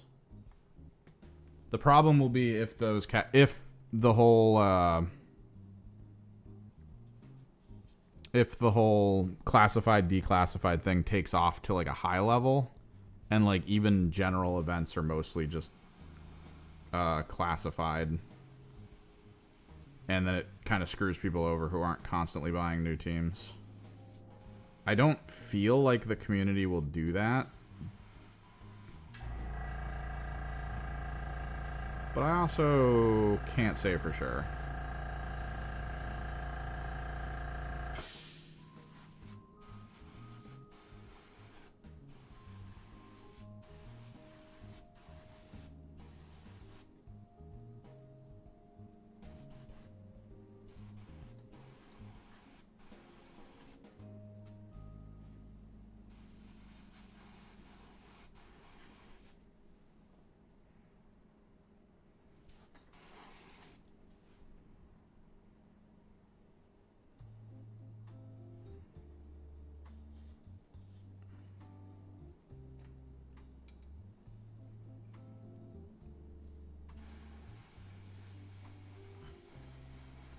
And nobody likes uncertainty in larger scale social tabletop scenes.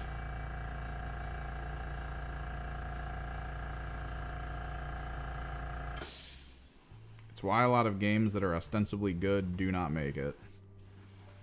Because all it takes is an uncertain community to just be like, then I don't want to buy it. If I'm not sure it's going to stick around, I don't want to buy it. Which is a self-fulfilling prophecy.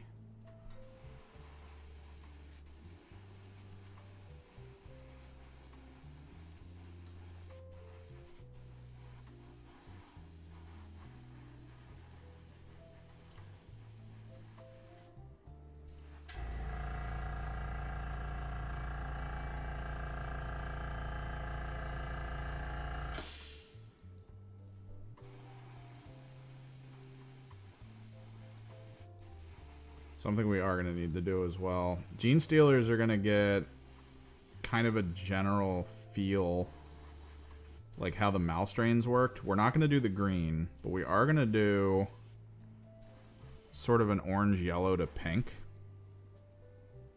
on their backs in particular to make it look like their backs are glowing.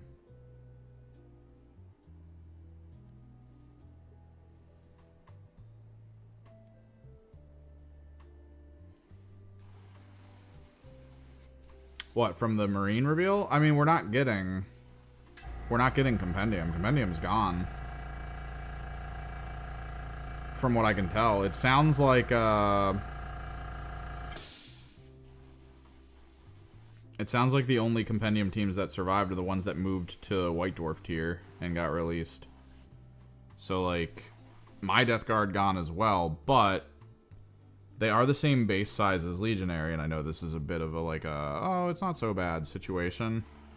But, like, at the very least, almost every Death Guard specialist looks very close to a Legionary specialist. So you can kind of get the similar flavor by just being like, oh, it's an all Nurgle marked Legionary kill team. Sure.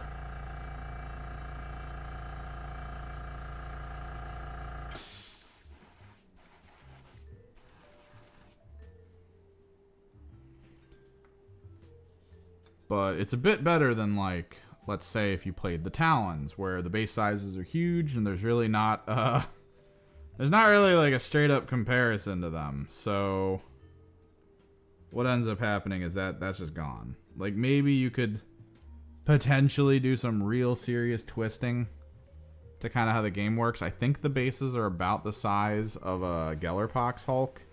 So maybe you could be like, yeah, 4 Hulks and a bunch of Servo Skulls because I had them on hand kind of situation. But, like, I don't know. I don't think that's really possible. You'd have to do some serious kit bashing to make that kind of a team work.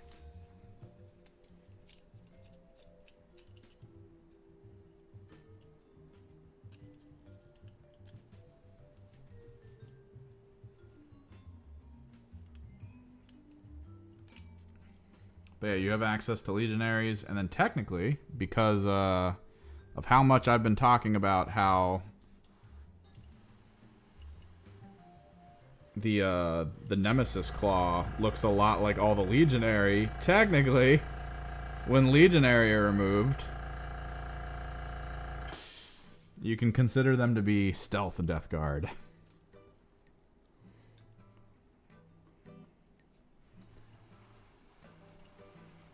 They use clouds of pox to cover their movements.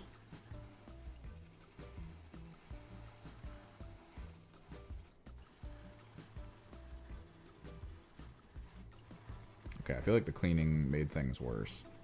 I don't know why.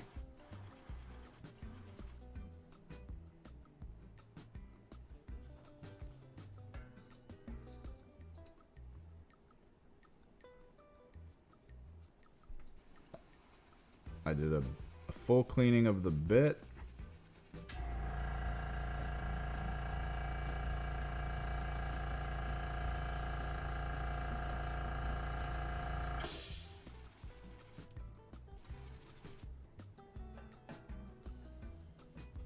Basically, just constant cloud of flies. So, like, your Death Guard can travel, and you even have interesting options to to do, like, potentially more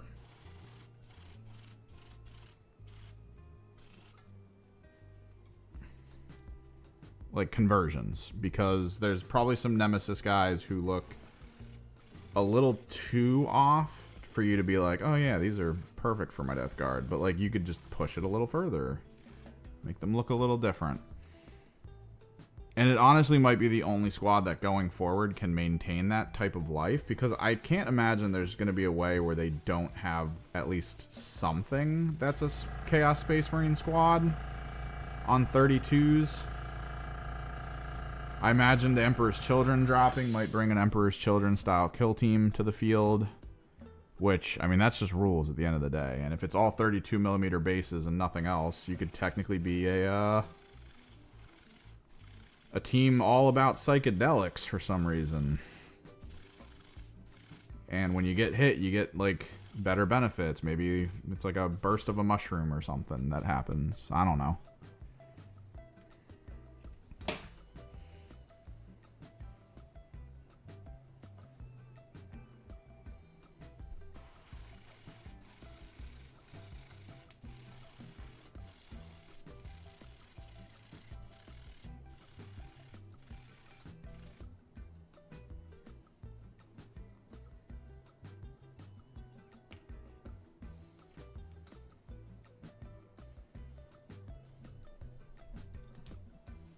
That's the thing. I can't say for sure that official lists come out or not for anyone, really.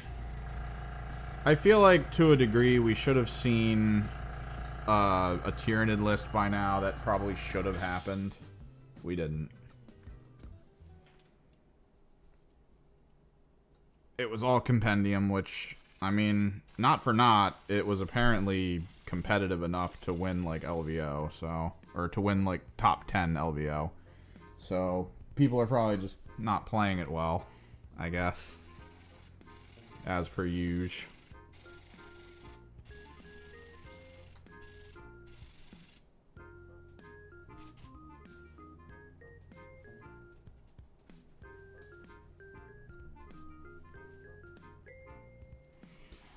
Nids are screwed.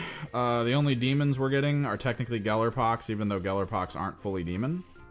I think only the Glitchlings, right, are considered demon. Everyone else is considered basically just a Hulk. Closer to beast than anything else, really. So demons are out. We're not getting them. Grey Knights, of course, because Grey Knights, it's very hard to be like, oh, let me just stand my Grey Knights into something else. It's very hard to do that. Because they're always, like, they always have, like, a really big gun and then a really big melee weapon, and you're just like, well... And they're so samey, too. Like, that's probably the biggest issue of Grey Knights, is how samey the squads are. Because they don't really need to be that different. They're just really strong on their own. It's kind of the same thing with Custodes.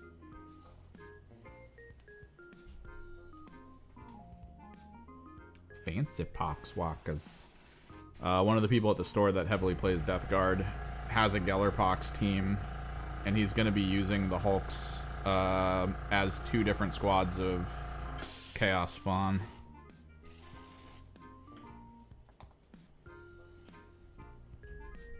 Since Chaos Spawn are fantastic for blocking and tar pitting.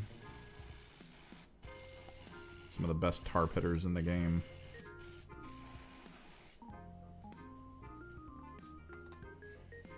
At least they were. The Chaos Space Marine tar pit version, not so good. The Chaos Space Marine version lost like all their benefits, but then didn't go down in points. That's mind-blowing to me, is that they didn't go down in points, lost all their benefits.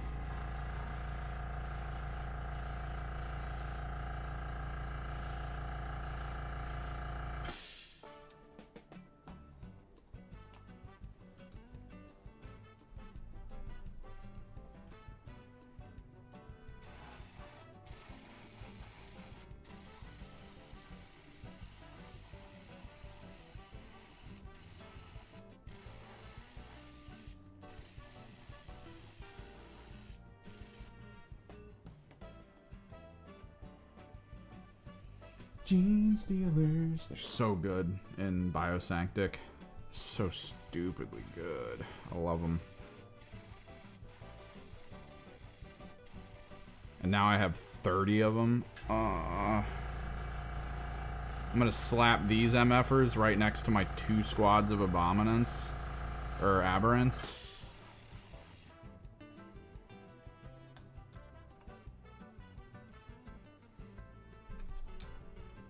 You can enjoy fighting that. I don't think there's a person in the world that's going to be happy to deal with that kind of outcome.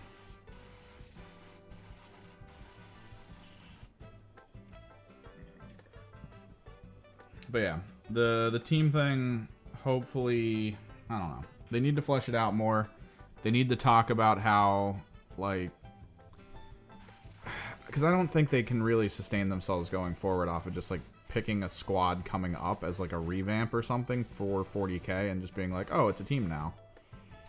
I don't know if they can do that. Maybe they can, but I feel like if they do, we're gonna see a lot of like a lot of Hearthkin teams, because that feels like the team that needs a lot more units. So we're just gonna keep getting like Hearthkin units all the time. We'll probably see a bunch of like returning inquisitorial agent units. There's no way they can go forward though without being like, all right, we're gonna cycle old teams back in when they get a big overhaul. Because I know one of the key elements they talked about with like why they're doing it is, oh, we have to pull the squads off the shelf. No, you don't. Inquisitorial agents is just a 40k team. Why would you be pulling them off the shelf? Cults are just a 40k thing. Why are you pulling them off the shelf? Like, it's just weird. It's...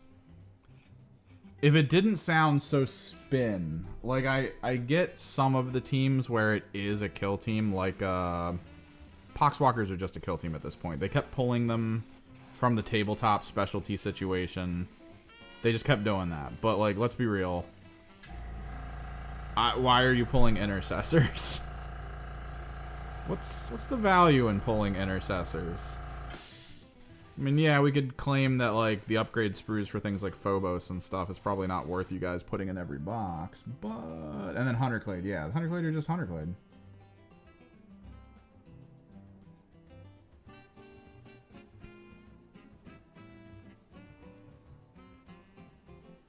Well, even if they adjust, like, the...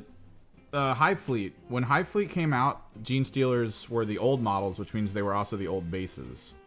So technically, Kill Team Gene Stealers from Hive Fleet need to be on smaller bases, although since bases aren't formally recognized on any of the statting and ruling, I feel like when the bases for Gene Stealers increased in size, they should have increased in size as well for Kill Team. I'm pretty sure that's going to be the way. Yeah, like, are they going to pull the brand new Striking Scorpions they just put out there? I don't know about that.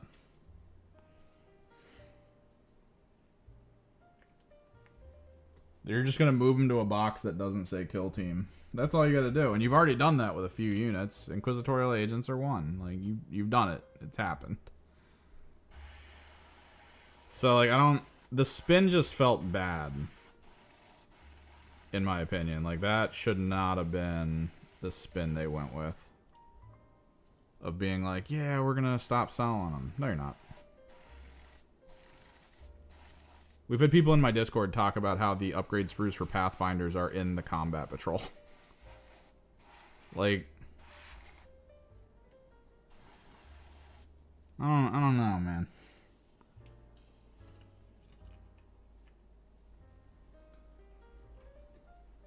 Pretty sneaky.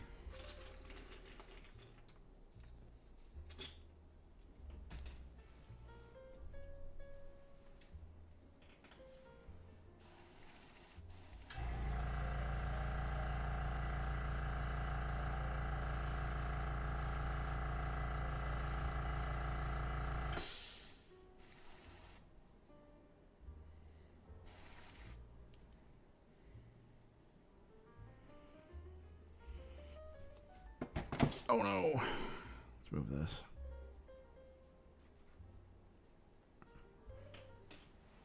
I feel like in about a year, they might be like, all right, look, Brood Brothers or Wormblade and stuff going away, sure. But over time, for like a season might shift in a way where they're like, hey, they're back for this season. Right? So, like, having the team on hand and being like, oh, sweet. Because I do kind of agree a little bit in a competitive situation where if the competitive scene stagnates and there always seems to be, like, the same two teams at the top, it's going to annoy people. Like, even... Because the way Kill Team works now, power creep, it doesn't really happen that often. And every time someone starts crying power creep... There's always like the one or two people at the big tournaments who are like, check it out, I won the whole thing with my commandos. You know, that team that came out at the beginning of Kill Team's life cycle. It's cool to see that, to be like, oh yeah, so the people complaining don't really, like, they don't play enough to really have the opinion that really makes sense. They just kind of hope that the newer teams are stronger, just passively, and just aren't willing to learn the game and all the cool fun things you can do in it. So, like, that kind of hits. But then at the same time, if I'm constantly seeing commandos and stuff like that at the top of the whole genre, it's like, okay, maybe we do a year where commandos aren't a thing. And we see who can do what. And it's like, oh, yeah, well, then another team will do that. And it's like, yeah, so commandos and, like, 10 other teams aren't going to be in this season. They'll be back in some capacity later, but, like, as things get balanced over time, maybe, you know, even when the commandos come back, maybe they aren't the top anymore. Maybe the commando players return and get absolutely stomped by one of the newer teams, or maybe an older team that got rebalanced pretty heavily is suddenly, like, really good. And it's like, all right, I can play this probably better than what we have now, where I'm almost expecting if I see Vet Guard or commandos in a game with someone who knows how to play, I'm probably going to lose to them. I'm probably going to kill them all, but I'm probably going to lose in points by the end, and that's going to be great.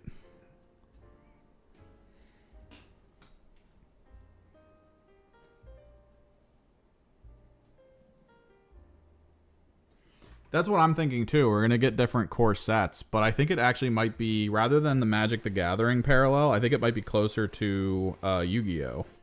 Which is weird. But it is what it is. But the Yu-Gi-Oh! Rotation is, hey, this season these cards are banned. And that's what keeps the game exciting for players. Is like, in a season they'll be like, oh, well, this card's way too strong. So what's going to end up happening is, like, everyone's going to use it, and it's going to be top of the line. It's going to be number one at all tournaments, blah, blah, blah, blah, blah. That's the deck you're going to play. Next season comes, that card's banned, or certain cards get unbanned and make that other card not as powerful or potentially fully countered. And it just changes everything, and it keeps everything fresh. The meta happens, or the meta gets shifted, and then basically everyone playing the game is waiting to see how the meta goes. And usually it's like one path or two or three, and then everyone kind of goes that path, settles in on it, and they're like, yep, this is how you play. And then that's when the game goes, by the way, that path is now gone. These key cards are banned for a year.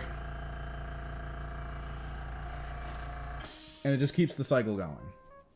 It keeps people interested, which I feel like, yeah, that's something Games Workshop needs to focus on, is trying to figure out how to keep something interesting over long term.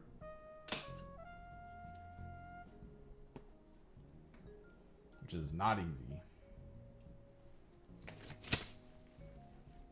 And yeah, I love playing kill teams, even if they're bad. Dude, I play Warp Coven. They shouldn't be bad. They are bad. The structure of how APL works makes them bad.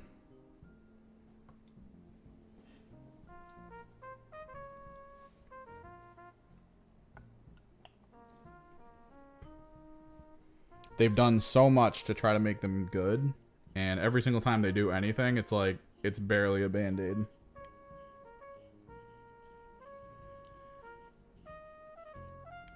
But, like, I feel like a lot of us are veterans of this. We got to be in Kill Team when certain elite squads were released.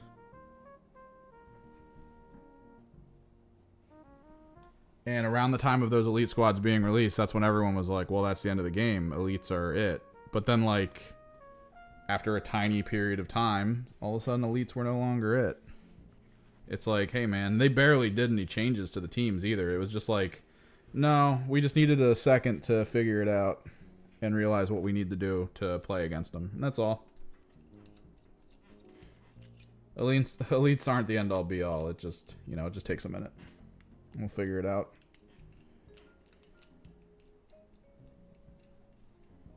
Like, the reality is, Horde has always been the end-all be-all.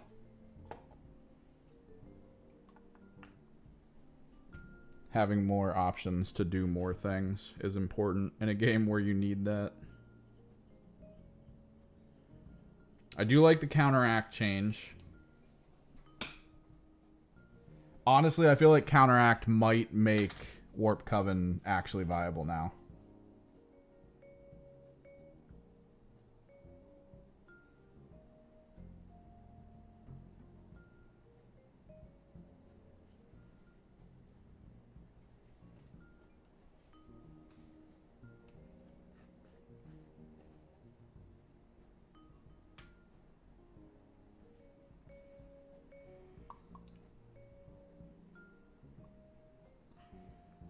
Dude, I'm out here with a boatload of videos I gotta archive and start working on new ones.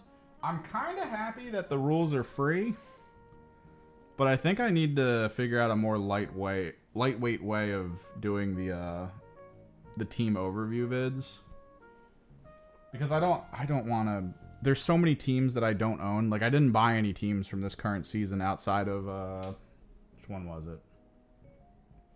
The Scouts. I only own the Scouts.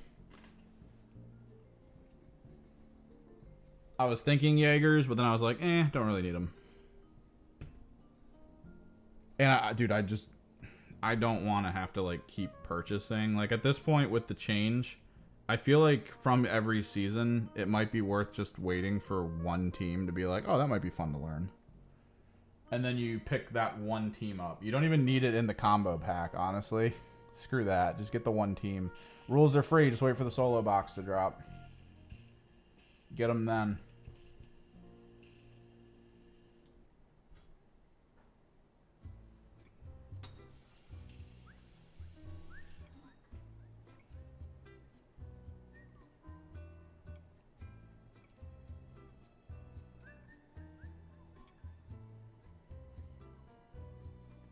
So I gotta find a way to maybe visually show kind of like this is how the squad works without actually needing the squad. And I think it's gonna come down to utilizing the free assets we get.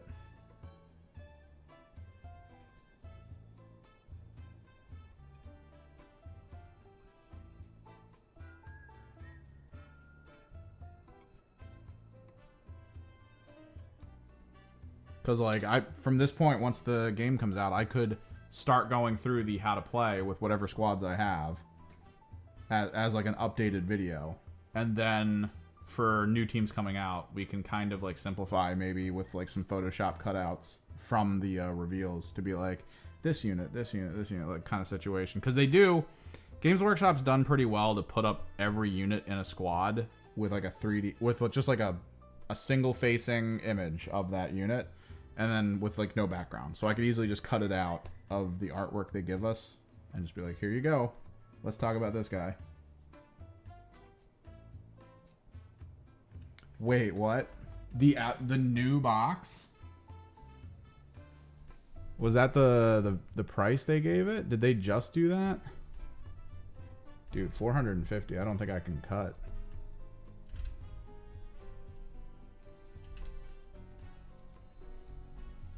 I was hoping it'd be like 2 something. But if they're going 450 for Hivestorm, because it is terrain, yeah, I might not do it then. I might have to wait for the solo releases and just get the upgrade boxes. Warhammer 40k, Kill Team. I love that they put Darktide in the Kill Team section. It's not at all Kill Team. Why would you put this here? Hivestorm.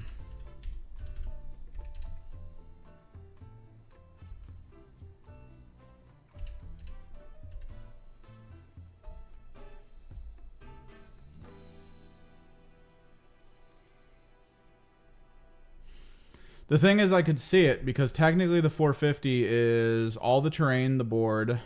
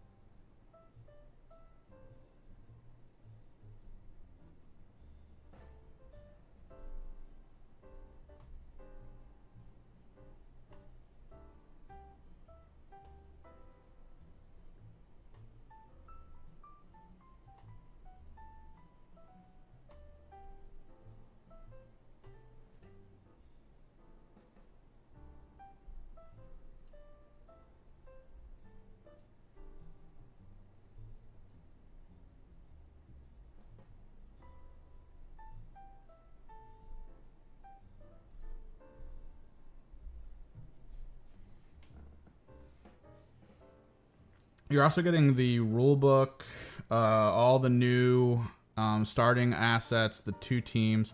450 does seem steep. I can't see it going past 300. But if it does, then I'm probably just going to grab... Because the same day, supposedly, we're getting the sprues for all the equipment, which, yeah, you're going to need that. I'm going to grab that. I'm thinking... I might have to grab 2 of those, if I'm being real. Because I think from visually what they showed us, you're only getting 1 of everything, which that's for you. So if I want someone else to play with, I might need to buy 2 just to have 2 on hand. Which kind of sucks because I'll basically be throwing away the barricades since I already have 4 barricades, you know? Whatever. Whatever, man. But yeah, the reality of that situation is kind of like, it's a little off.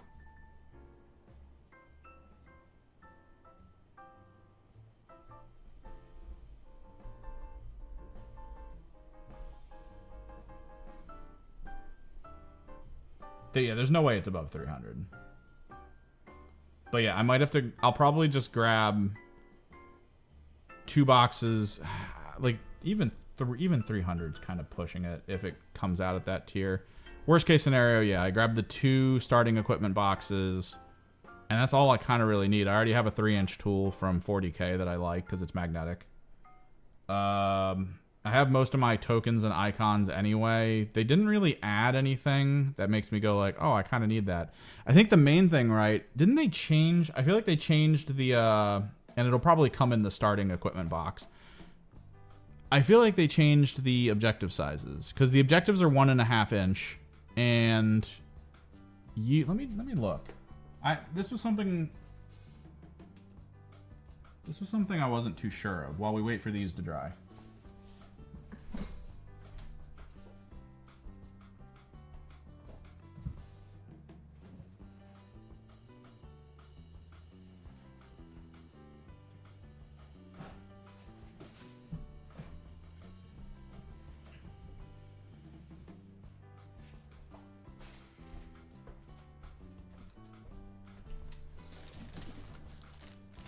These things. I can't remember the size of these because it's been that long. I've been mostly playing AOS and 40K and Combat Patrol and Spearhead. It's a brain disease at this point.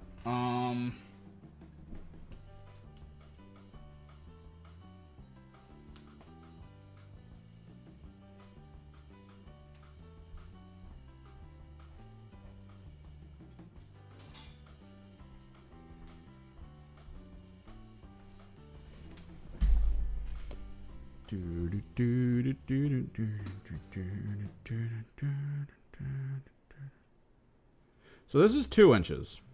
This is what we knew of the size of objectives. This is the standard kill team objective. Because it was technically the token we had, I think, was 1 inch, right? And then they were like, measure to the token 1 inch. Or something. So, like, I think I might actually... I'll keep them, but, like, they're going to be useless. So let me go over here. And go to the book.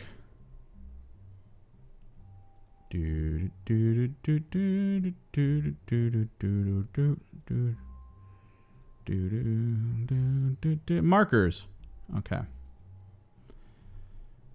Operatives contest markers with their control range. So the 1 inch around you is the contesting thing. The marker itself has to be within 1 inch. They can be placed underneath operatives, blah, blah, blah. So objective markers are now 44. Or, no, not 44. 40. So standard markers for just general stuff is 20 millimeters. So I'm guessing the markers they're giving us are very explicit. So you might need a collection of markers from the cardboard cutout stuff, or you need to somehow get your hands on a bunch of 20 millimeters. But 40 millimeter in inches, if I'm mathing properly, is 1.5 inches. So technically, we now have an extra 1/2 inch to control an objective. It's like 1.6. But yeah, it's we have an extra half an inch for objective control, which kind of a trade-off considering they got rid of 3 objectives. But it's fine. It's kind of fine. And then 20 millimeter would mean, because that's half that, it would mean you get a total of about a little over an inch and a half for like other stuff.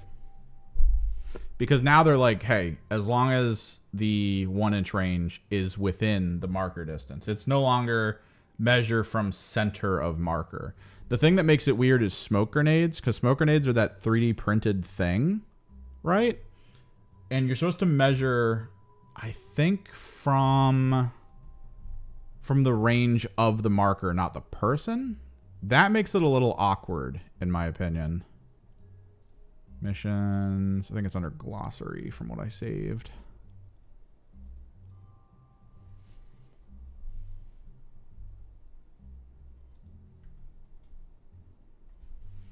So smoke grenade is placed. Marker creates an area of smoke that's 1 inch in diameter horizontally and unlimited height vertically from but not below it. While an operative is wholly within that area of smoke, it's obscured to operatives more than 2.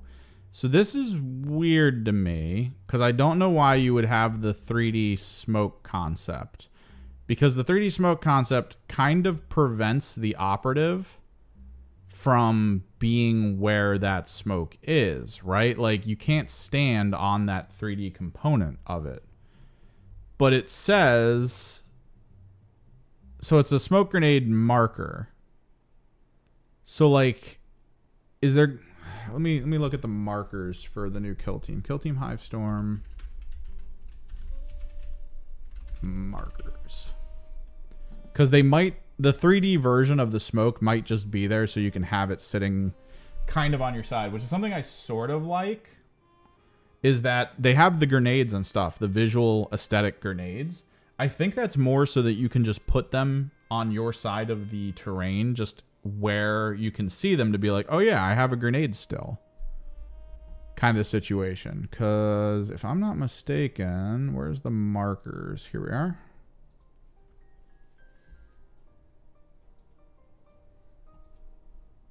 There we are. Open image in new tab.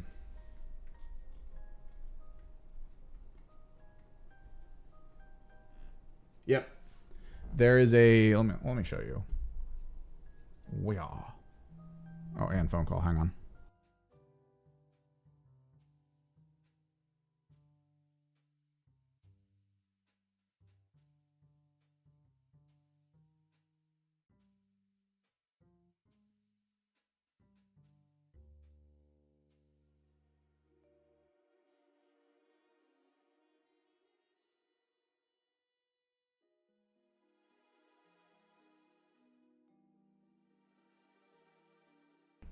Okay, so the physical 3D object is you going like, yes, this is the mark, but like right here, that's a smoke marker.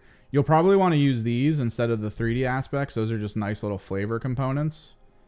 But, and then this is ammo here, and then these are mines. These are the ones that matter. The 3D ones aren't that serious. Technically, you won't need to buy the 3D ones, I'm guessing. Is there a ladder one here? Maybe you need to get the ladder one. But this would be a comm center, which again, you can only have one of these per person. So comm center for you, comm center for enemy. I'm guessing if this is flipped over, it's another color. Same thing with ammo. This would be, is this the ladder? What do you, no, this might be, so these are the grenades to track grenades. I'm not seeing a ladder here though. Maybe the ladder is important. I don't know what these are. These might be for the mission type.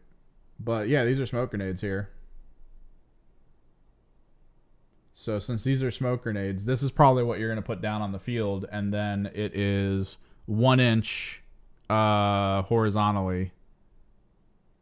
I'm guessing from the edge of the marker. Marker creates an area of smoke. Because you have to, if you have to have the model wholly within the range to be obscured, that's at most, if it's from the center, that's a 2-inch radius, which that's 1 unit. But if it's from the edge of the marker, it's probably going to be closer to like a 3-inch range, which is better for like 1 unit to sit in, and then 1 unit can get within range of it. No. No. Hang on. Let me... Hold please. So, yeah, we can just go here. Screw it. Reddit.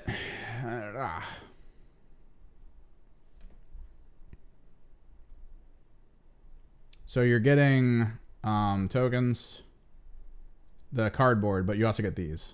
These are the physical representations. Boop, boop, boop, boop. So these will kind of sit somewhere. Like you can put them on the field as like a visual representation of stuff.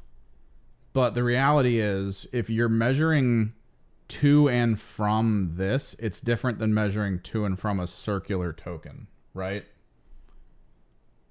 So that's just, it's kind of a thing. It's kind of a thing. You don't really want to like deal with that. But like comms, stuff like that. The ladder is probably the big one that you might actually physically need. Just to put it up against walls and be like, there's a ladder there. And then these are going to be necessary. Which is weird, right? Okay, so... Oh, no. Okay, so if this is the box, if you get one of these boxes, you're good. Which is awkward, because technically 2 barricades, there should be 4 in here. Because you get 2 barricades if you choose the barricade path. You only get 1 razor, you only get 1 heavy, and you only get 1 mobile. And then 1 of these, and technically 1 and 1, or potentially 2. Like, this is actually an awkward purchase. But I think it's more because of the tokens. Like, this is the important part, along with the ladder, which you only get, I think, 1 ladder per team. Right? Let me check ladders. Yeah, oh no, 2 ladders. So you do get 2 ladders. This is weird. I don't know. Basic full screen. It's almost 3. I want to try to get a little bit of this light blue down. So we've got a little bit of work to do.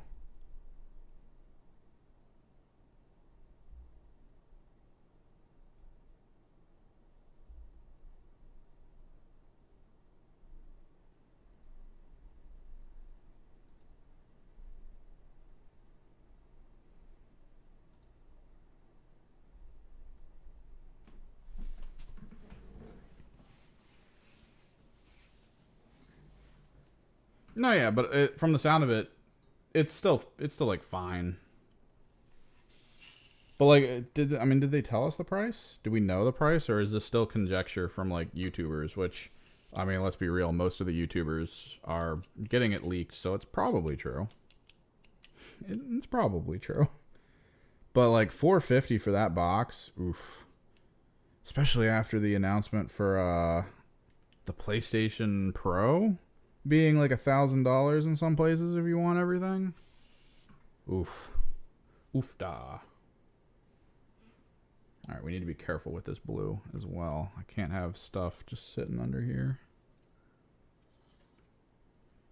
And then we will be ready for tomorrow, where we will be doing a lot of the glowy effects, which will involve a bit of a hands-on with my textures.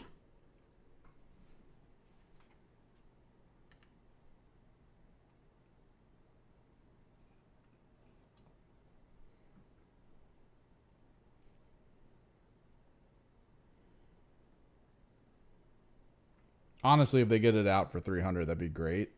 Explicitly because, I mean, Games Workshop has basically at this point been consistently being like, we have to raise prices, we have to raise prices.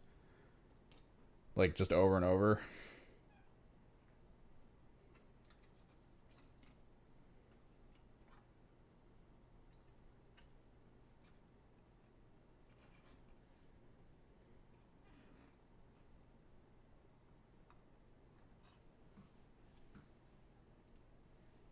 So if they drop that whole box, 2 teams, full terrain, board, 3D objects, tokens, like all of it. If they drop that and go 300, I think people will be happy. They'll be like, okay, yeah. But I feel like it's probably going to be higher than that.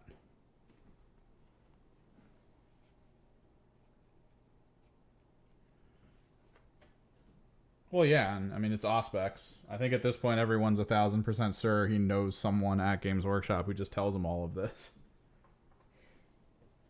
Like, I feel like someone in his community probably is like a Games Workshop tester or something.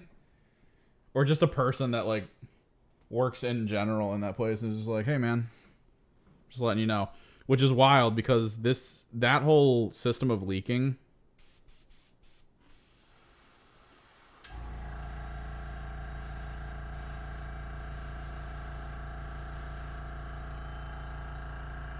That whole system of leaking used to come from store owners, right?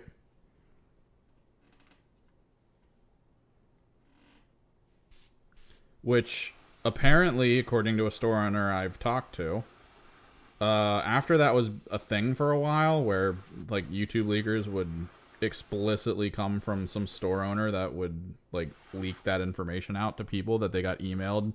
Because you work at a Warhammer store, you kind of need to know what's coming so that you can hype it up for people and be like, hey, I hear you play Tyranid. Keep your eyes peeled. Like, you can play the long con game of just being like, let me get them super excited about something. Right?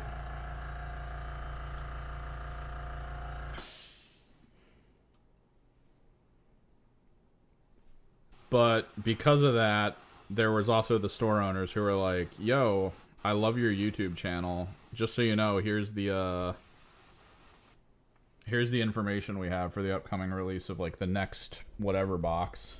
And they're like, cool, hot off the presses, guys. And Games Workshop hated that so much that they've basically stopped telling store owners stuff.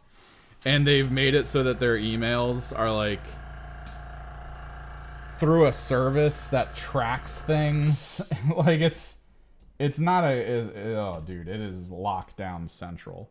So to lock down central your store owners, but then to simultaneously supposedly have employees that are just straight up like, hey man, I love your content, I'm gonna send you a box of Hivestorm. Like how the hell does a box of Hivestorm get out there?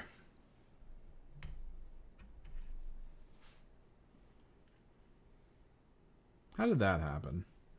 And it looked like it was in the person's hobby room, which means they were sent it.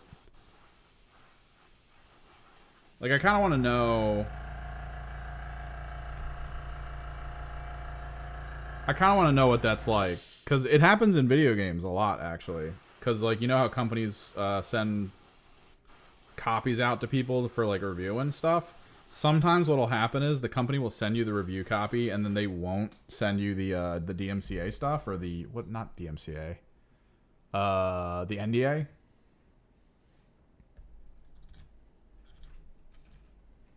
Like some lines will get crossed and then the PR company's like, "Oh yeah, we sent them the DMCA stuff." Or the NDA. And so send them out the product so they can get started. So they'll mail it out, and then someone in the office will be like, wait, we never sent them the NDA. What are you talking about? We sent them the NDA. And then next thing you know, there's just someone out there without a legally binding contract to not talk to people just without, like, monetary issues. And they just have the thing, and they're like, oh, cool. I'll review it and put it out tomorrow, like a month in advance.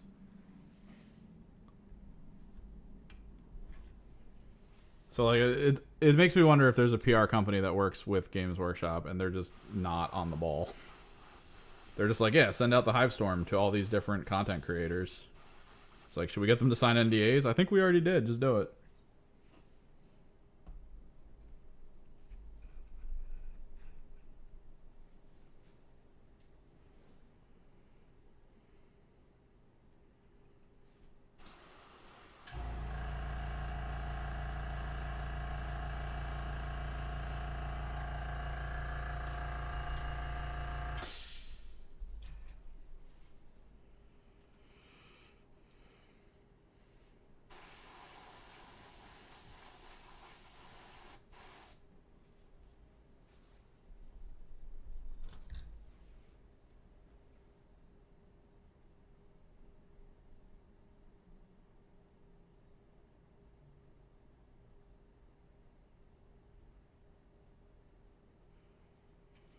But that's the thing, man. There should be stuff laid into that, right?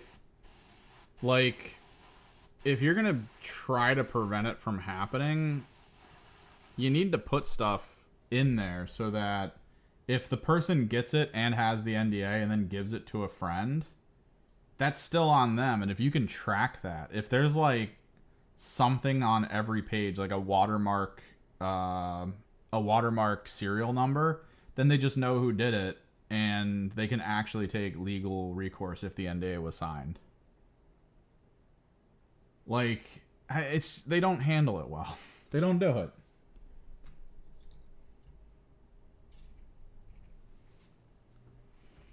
Because that's the crazy part with like the video games and stuff. Like, a lot of companies have started to move to making it so that you could only play the test copy if you're online.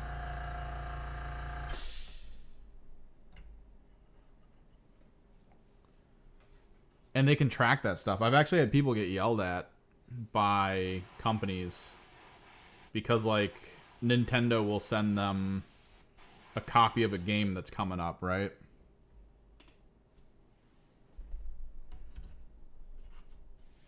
Just out of the blue. They'll be like, here you go. And they're like, oh, cool, thank you. But they didn't want it. So they just don't use it, review it, whatever. They're like, probably not going to review it. And they're like, all right, whatever. At least you have it. It's like, all right, cool. And then they move on. And one of them had like a kid's birthday party coming up. And they were like, I'm not going to play this game. And they're going to play it. And it's out. Like, it wasn't like it wasn't out. It was out.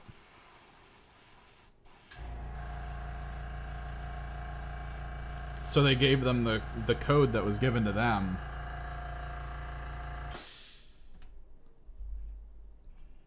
And they took like a world of hurt simply because they were like, hey, man.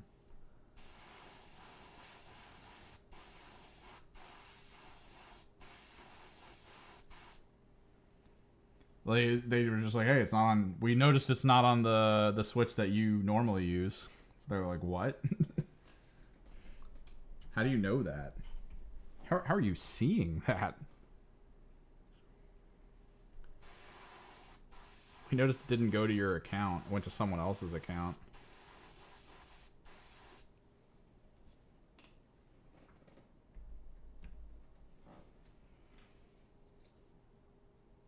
Alright, little neophytes.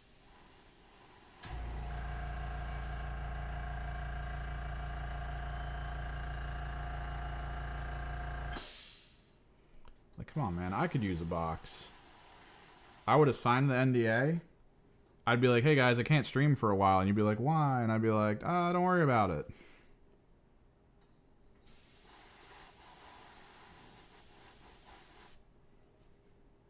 And then Hivestorm would drop. And you guys would be like, man, he hasn't streamed in a while. And then, boom.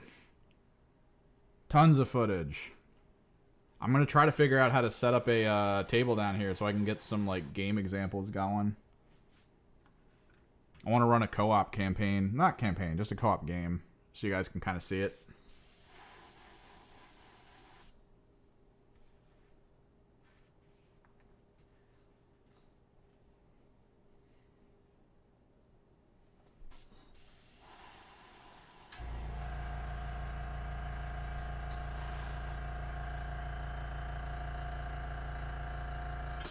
I mean, you couldn't technically all Warp Coven Zangor. You have to have at least one sorcerer. But honestly, it is kind of a horde mode team. You would lose out on a lot of benefits if you could use your sorcerer really, really well. Because you can technically leave it in conceal and do like its buffs, right? Like you can buff a bunch of stuff. And I think I'd have to double check, which we can do here. If I'm not mistaken, they can buff Zangors. They might not be able to buff Zangors, but I thought they could. I haven't used them enough to remember.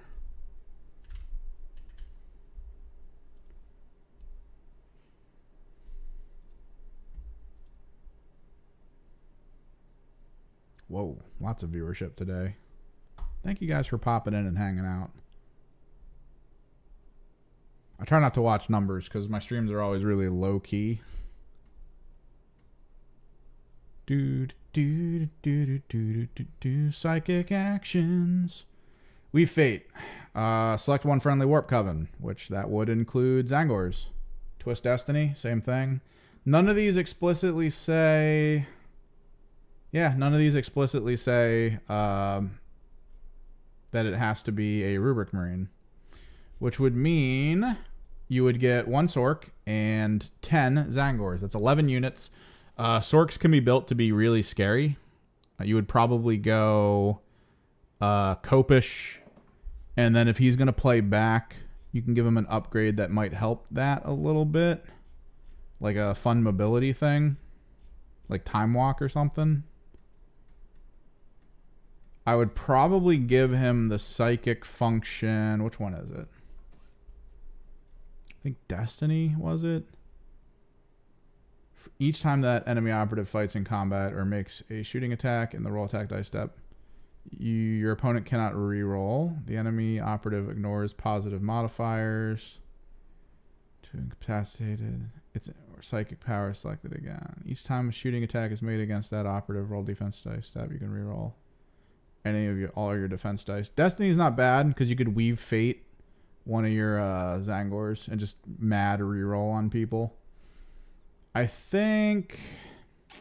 don't think Temporal Manipulation's good, although the Herd are now like decently strong. I think their wounds 9 universal, which is actually really good.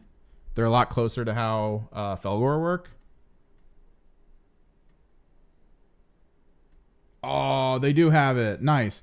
So I noticed this on the demons, and I just noticed this now for Zangors. Brayhorn. The Brayhorn doesn't require Zangors to be close to it. So you basically turn 1, activate your Brayhorn, and then move your Zangor Hornbearer to wherever he needs to be. All of your Zangors on the field are now movement 7.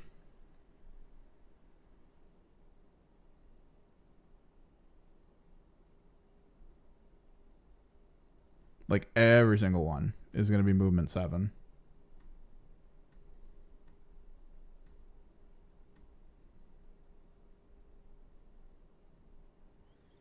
Zangor fighters. They're not bad. Let me look at gear.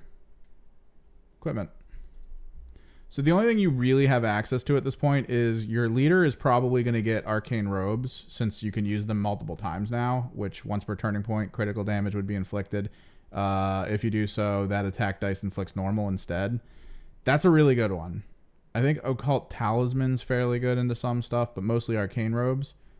And then for your Zangors, you just hand out ensorcelled rounds. No, Gilded Horns. Just give everyone Gilded Horns that you can. All of your frontliners. Basically, it's going to be 2 points on your leader with arcane robes, and then you'll have 8 points left over to hand out 8 Gilded Horns to people, so when they charge, they get a single, I think, 5+ lethal. Really good. Really good. I think they could work, because their damage isn't that bad. It's bolter damage in melee with decent amounts of attacks. The fighter... That's with the dagger. It's better than bolter. It's 1 damage better than bolter damage in melee. And if you'll dual blade, which is what you're going to do, you get relentless, which is fantastic. Reroll any or all of your attack dice. 5+ invulnerable. Which is just better than your regular save anyway. And then you can give one of them a reroll, like full reroll of all its armor saves from your sorcerer. And then you get your big guy who has a really good attack. Just brutal lethal 5. Oof. Don't even need to give him Gilded Horns. He already has it. So you could take like the Brayhorn and the Icon Bearer and the Champion and just not give them Gilded Horns, which would leave you 1 point extra to spare on equipment.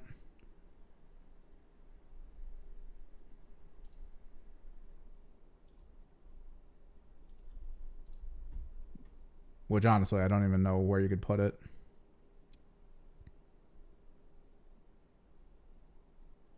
Yeah, there's really nowhere else to put it. You could just throw Gilded Horns on one of your guys, like maybe the Brayhorn. No, I don't think all new kill teams are going to be jump pack themed. I think people said that because they noticed that it was probably going to be, or they at least got the leak of, oh, it's Vespid and Aquilans. But the thing is, Aquilans aren't jump packs. Aquilans are grav shoots. They don't have fly. They gain fly if they jump off of vantage points, but they don't actually have fly. And because fly is not a universal ability, I actually don't think there's a lot of credence to, oh, they're going to do it so that everyone really has access.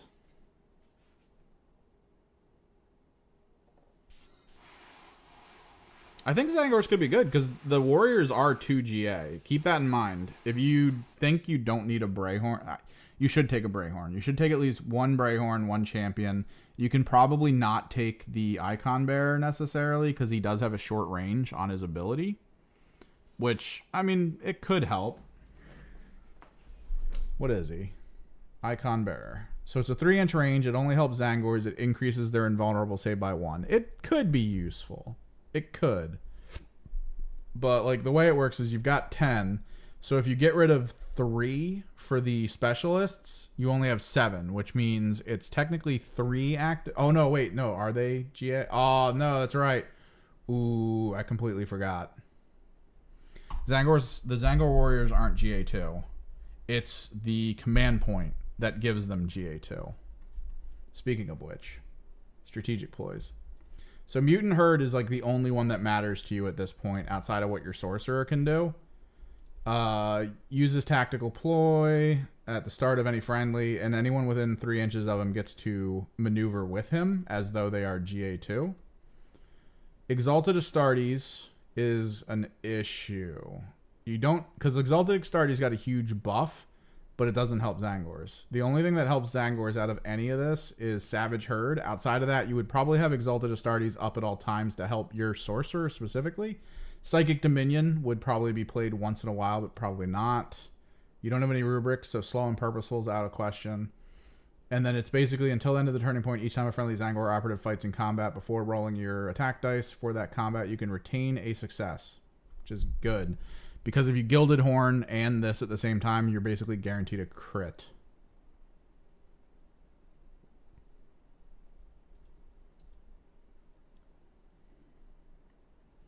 But it's bad because you're technically playing with a team that at most is going to have 10 activations across 11 people, which is some of the worst, I think, for activation purposes. So you have to play it really carefully based on Overwatch. That's all. You gotta be careful with Overwatch. What does my local game store want to tell me about?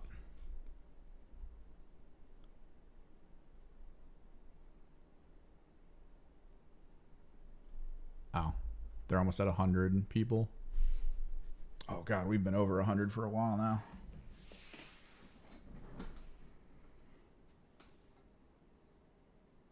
So one of these has a bad head.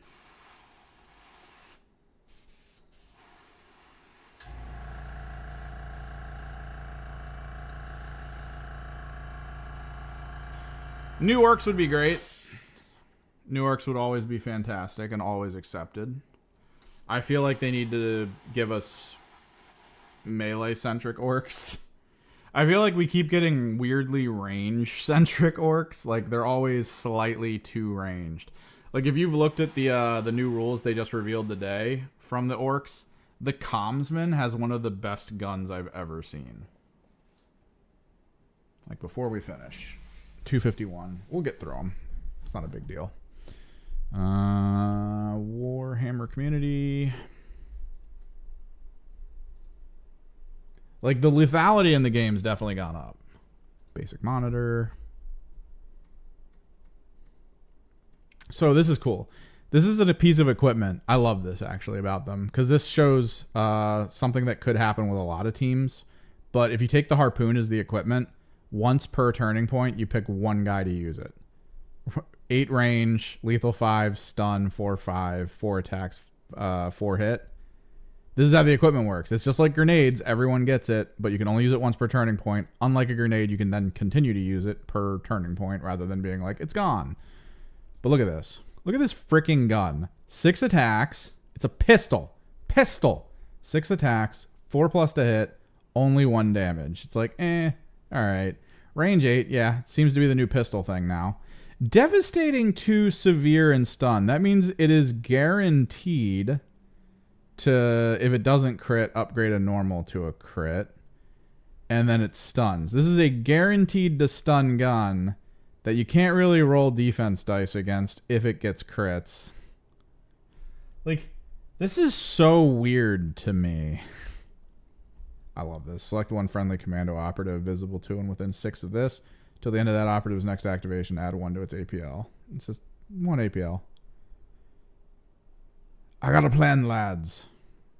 Once during each of your operatives' activations, they can perform the place marker. So this is how APL teams are going to have units set to like not feel like 2 APL. This guy is really good for certain mission tasks. And it's kind of universal. They show him with it, and then they show... This one's kind of cool, the once per game super buff that you call in the strategic. But it's down here. Because they did kind of show it. Yeah. So like a lot of things in this game are going to be getting the, hey, you can do the mission action for free situation. It's going to be an attempt, depending on mission you're taking, to try to make it so that your operatives can do more killy stuff with their action points, which is pretty cool, I think. It's pretty neat.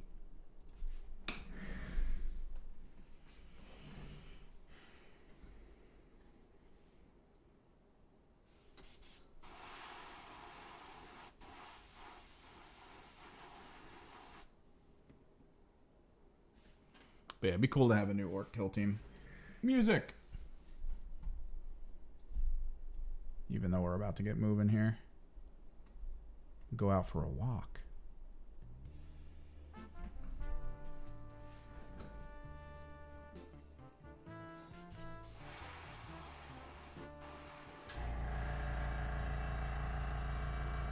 Is it this one had the head that was moving? No.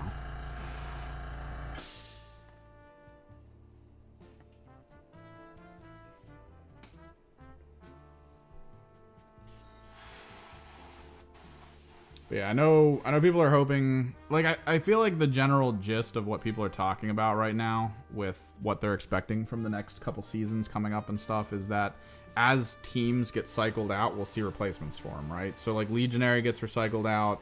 We already kind of have Nemesis Claw, so, like, okay, we already sort of have a replacement for them. But there's other teams that will get cycled out, like Hunter Clade, which...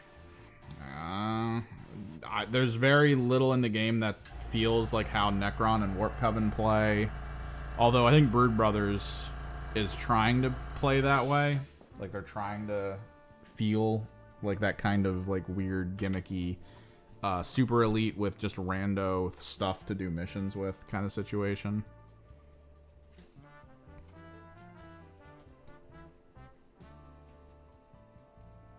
But yeah.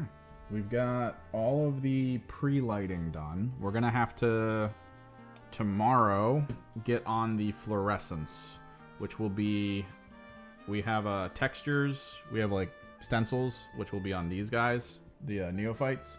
And then we're going to be doing kind of like a straight up glow effect on the backs of all the Gene Stealers. If you weren't around for when we finished up the mouse drains, there you go. It's like a back effect that was yellow to pink, which made the inside orange. What we're probably going to do with the Gene Stealers is we're going to do yellow, orange, and like a central point, and then we're going to fade it out to fluorescent pink. So it looks like it's just before their backs split open and become this like mouse drain function.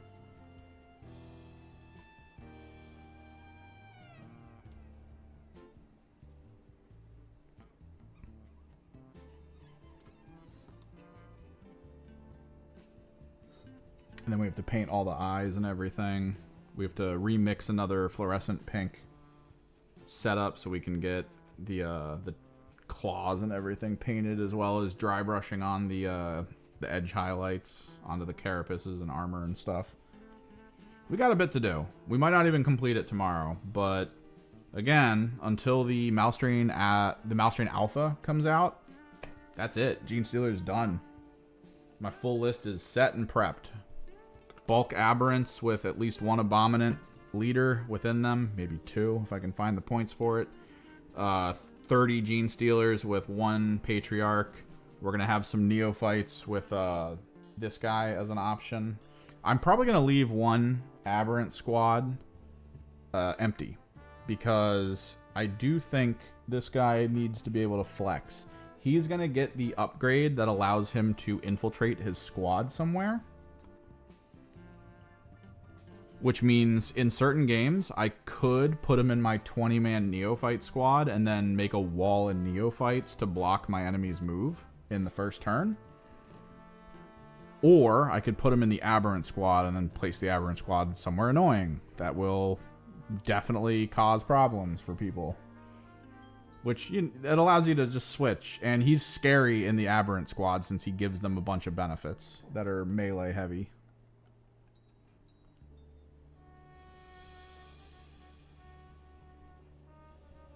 I will probably use a Icon Ward. Probably use a couple, 1 or 2 Clamovises. I'm still trying to determine how we're going to use this stuff. Because I have trucks, but I don't know if I want to use the trucks anymore. I really need to take a look at the total points value of everything we're applying as a core, which is, of course, the Gene Stealers and Aberrants. And I think, to a degree, we might be seeing a Sniper and maybe 2, if I have them, I can't remember, Keller Morphs. I think I have 1 Keller Morph, and then maybe we'll do a Saboteur. Because it's a lot of commander units, yes. That's the curse of Gene Stealer cults. But there's a lot of gimmicks that they can all do to keep themselves safe. And it would allow them to kind of spread out and just be obnoxious on the field. I do think I need 1 truck floating with maybe some dynamiters in it. I'll sort it out. I'll figure it out. But currently, we're full steam ahead on scripting the How to Kill team for the updated rule sets. That's going to be pretty big for me.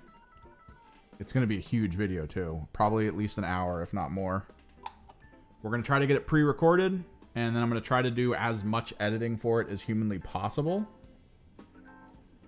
That way, it's probably not going to come out before the rulebook, because the plan is I do want some visual aids. Like, I want to be able to take any of the things that Games Workshop releases to be like, oh, let me put this as like a picture in the background or to show you guys what I'm talking about. And I can't really do that off of the really crappy book photos. I kind of want to make it look nice. So most likely what's going to happen is the rulebooks digitally are going to drop. Oh, dude, GSC looks great. I've grown to love them. I love Thousand Suns more just because their lore and everything. They're fun. Their sorcery side. They're all about golems. But, man, over time, GSC has really grown on me. They're fun. They look cool. And I will be using the Purestrains stuff in 40k. Which is great because you can get these little brain bugs as tokens. They look good.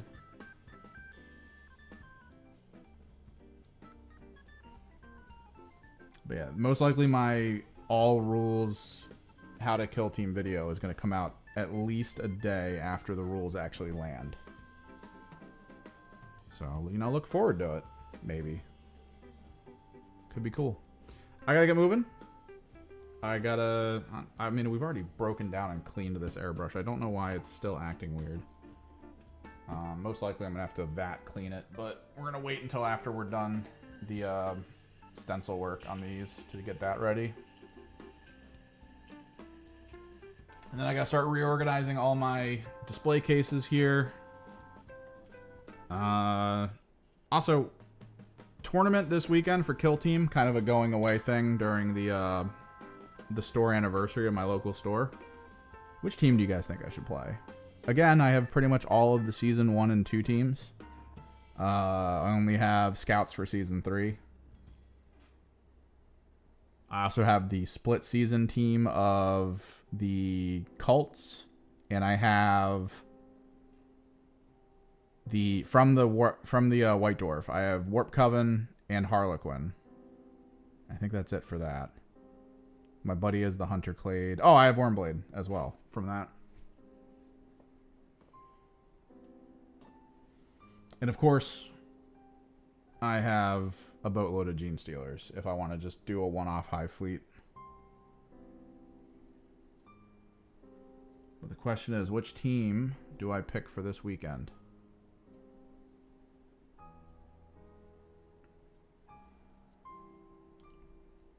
Because I don't quite know.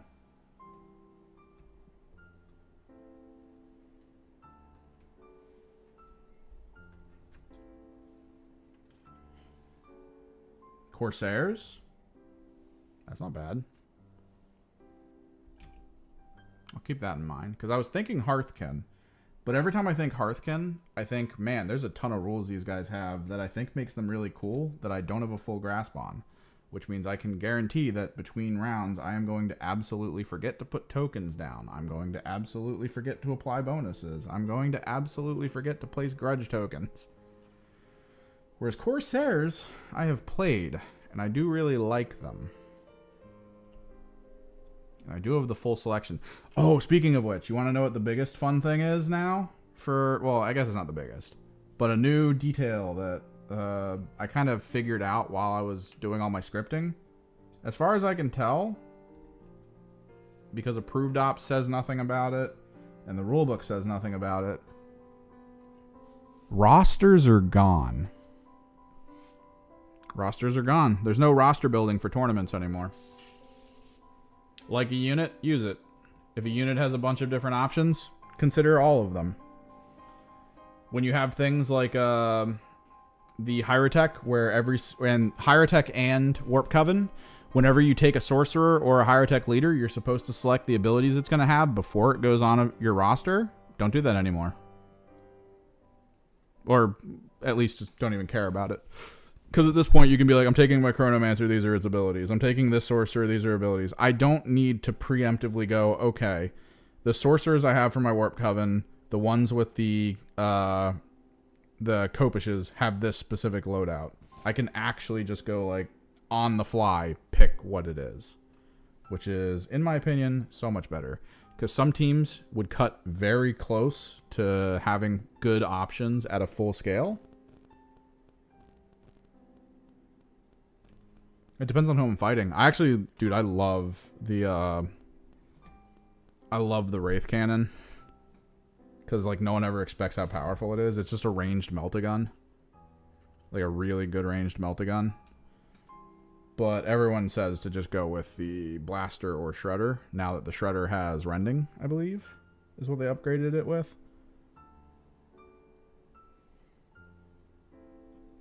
God, we are bulk painting these things, man. But if I'm fighting elites, honestly, if I have a plan where my guys are going to be positioned well without the need for a heavy weapon guy moving around, I'll probably go Wraith Cannon. Try to melt one in a single turn. Get all of the stacking, like, upgrade rolls and stuff together. Activate the guaranteed hit based on being too far away from allies, and then just unload.